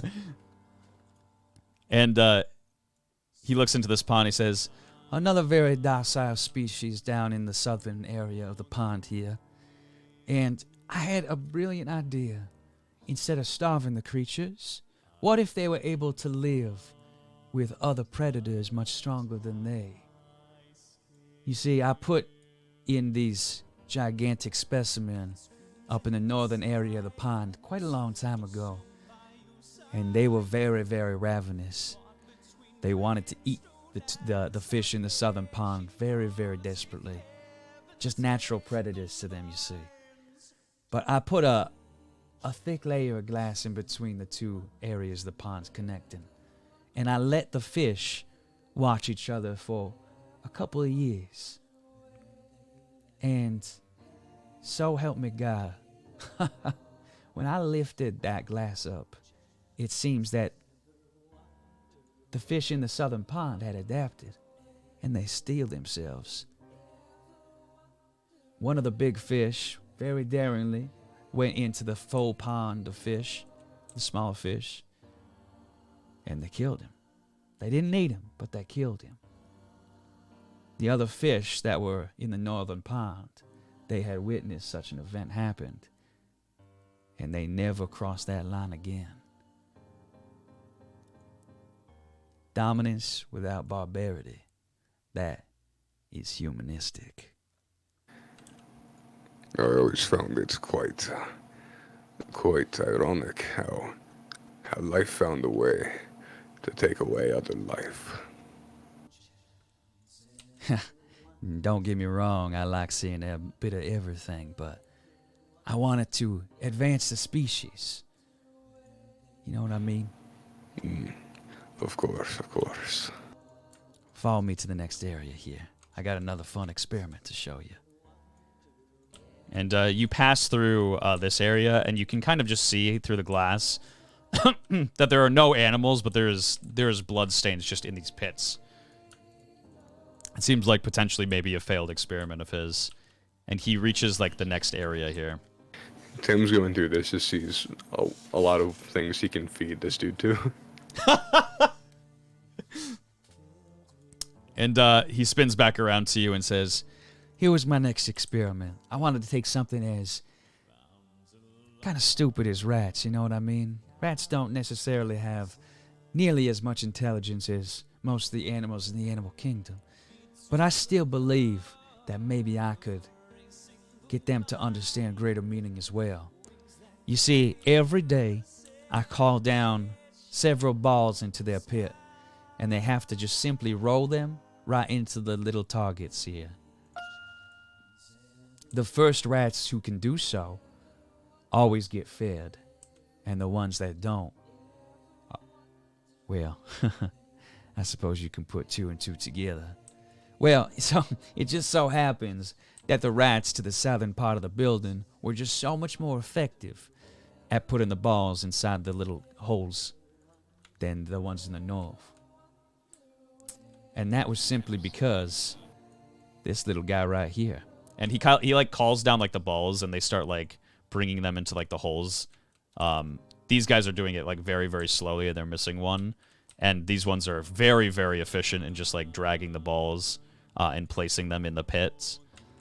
And there's this large rat that's just at the window, kind of screaming at the other rats across the way.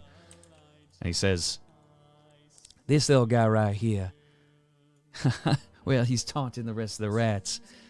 He figures that he can lower the morale of the enemies by just simply screaming at them.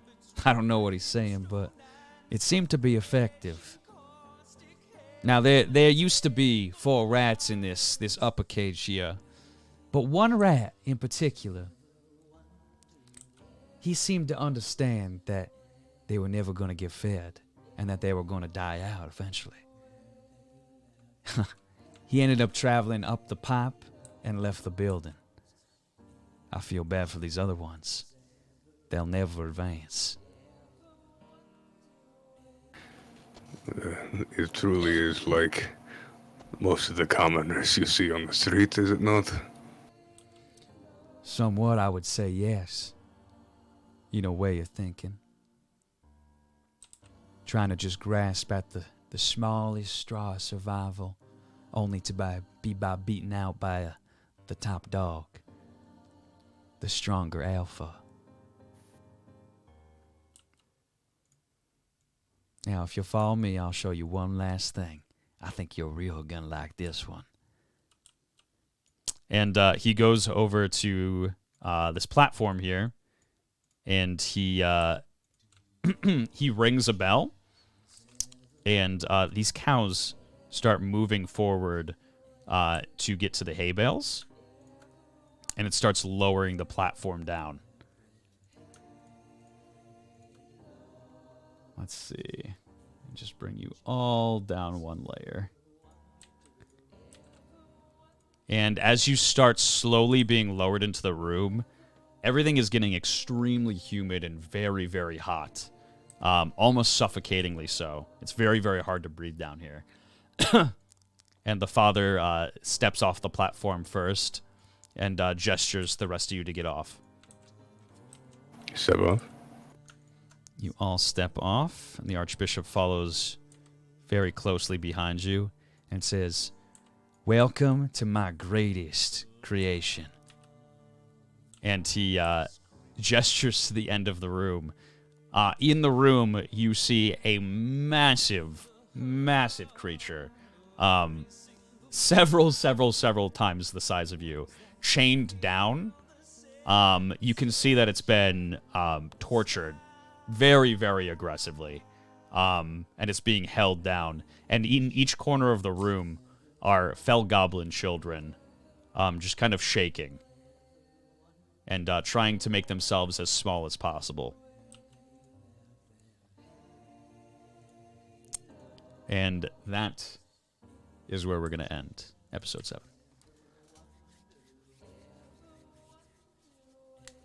Well, fuck. Cliffhanger again. He can't keep getting away. He can't keep getting away. But yeah, that was a fun episode. That's crazy. And on the bright side, Keen has given us several ways to creatively assassinate this guy. That is very true. That is very true. I feel like we just walked into a Hitman level. Hey. Yeah, get to replay it in your mind. All right, I'm going to deafen really quickly and give my outro. Thank you for joining me tonight, guys. I really appreciate it. Thank you. Be right back. Thank you so much for joining me this evening, guys. I've been waiting to get to this episode for quite a long time. I'm really, really excited to see how they go about this area. Oh man, Archbishop Redikiv is such a fun character to play.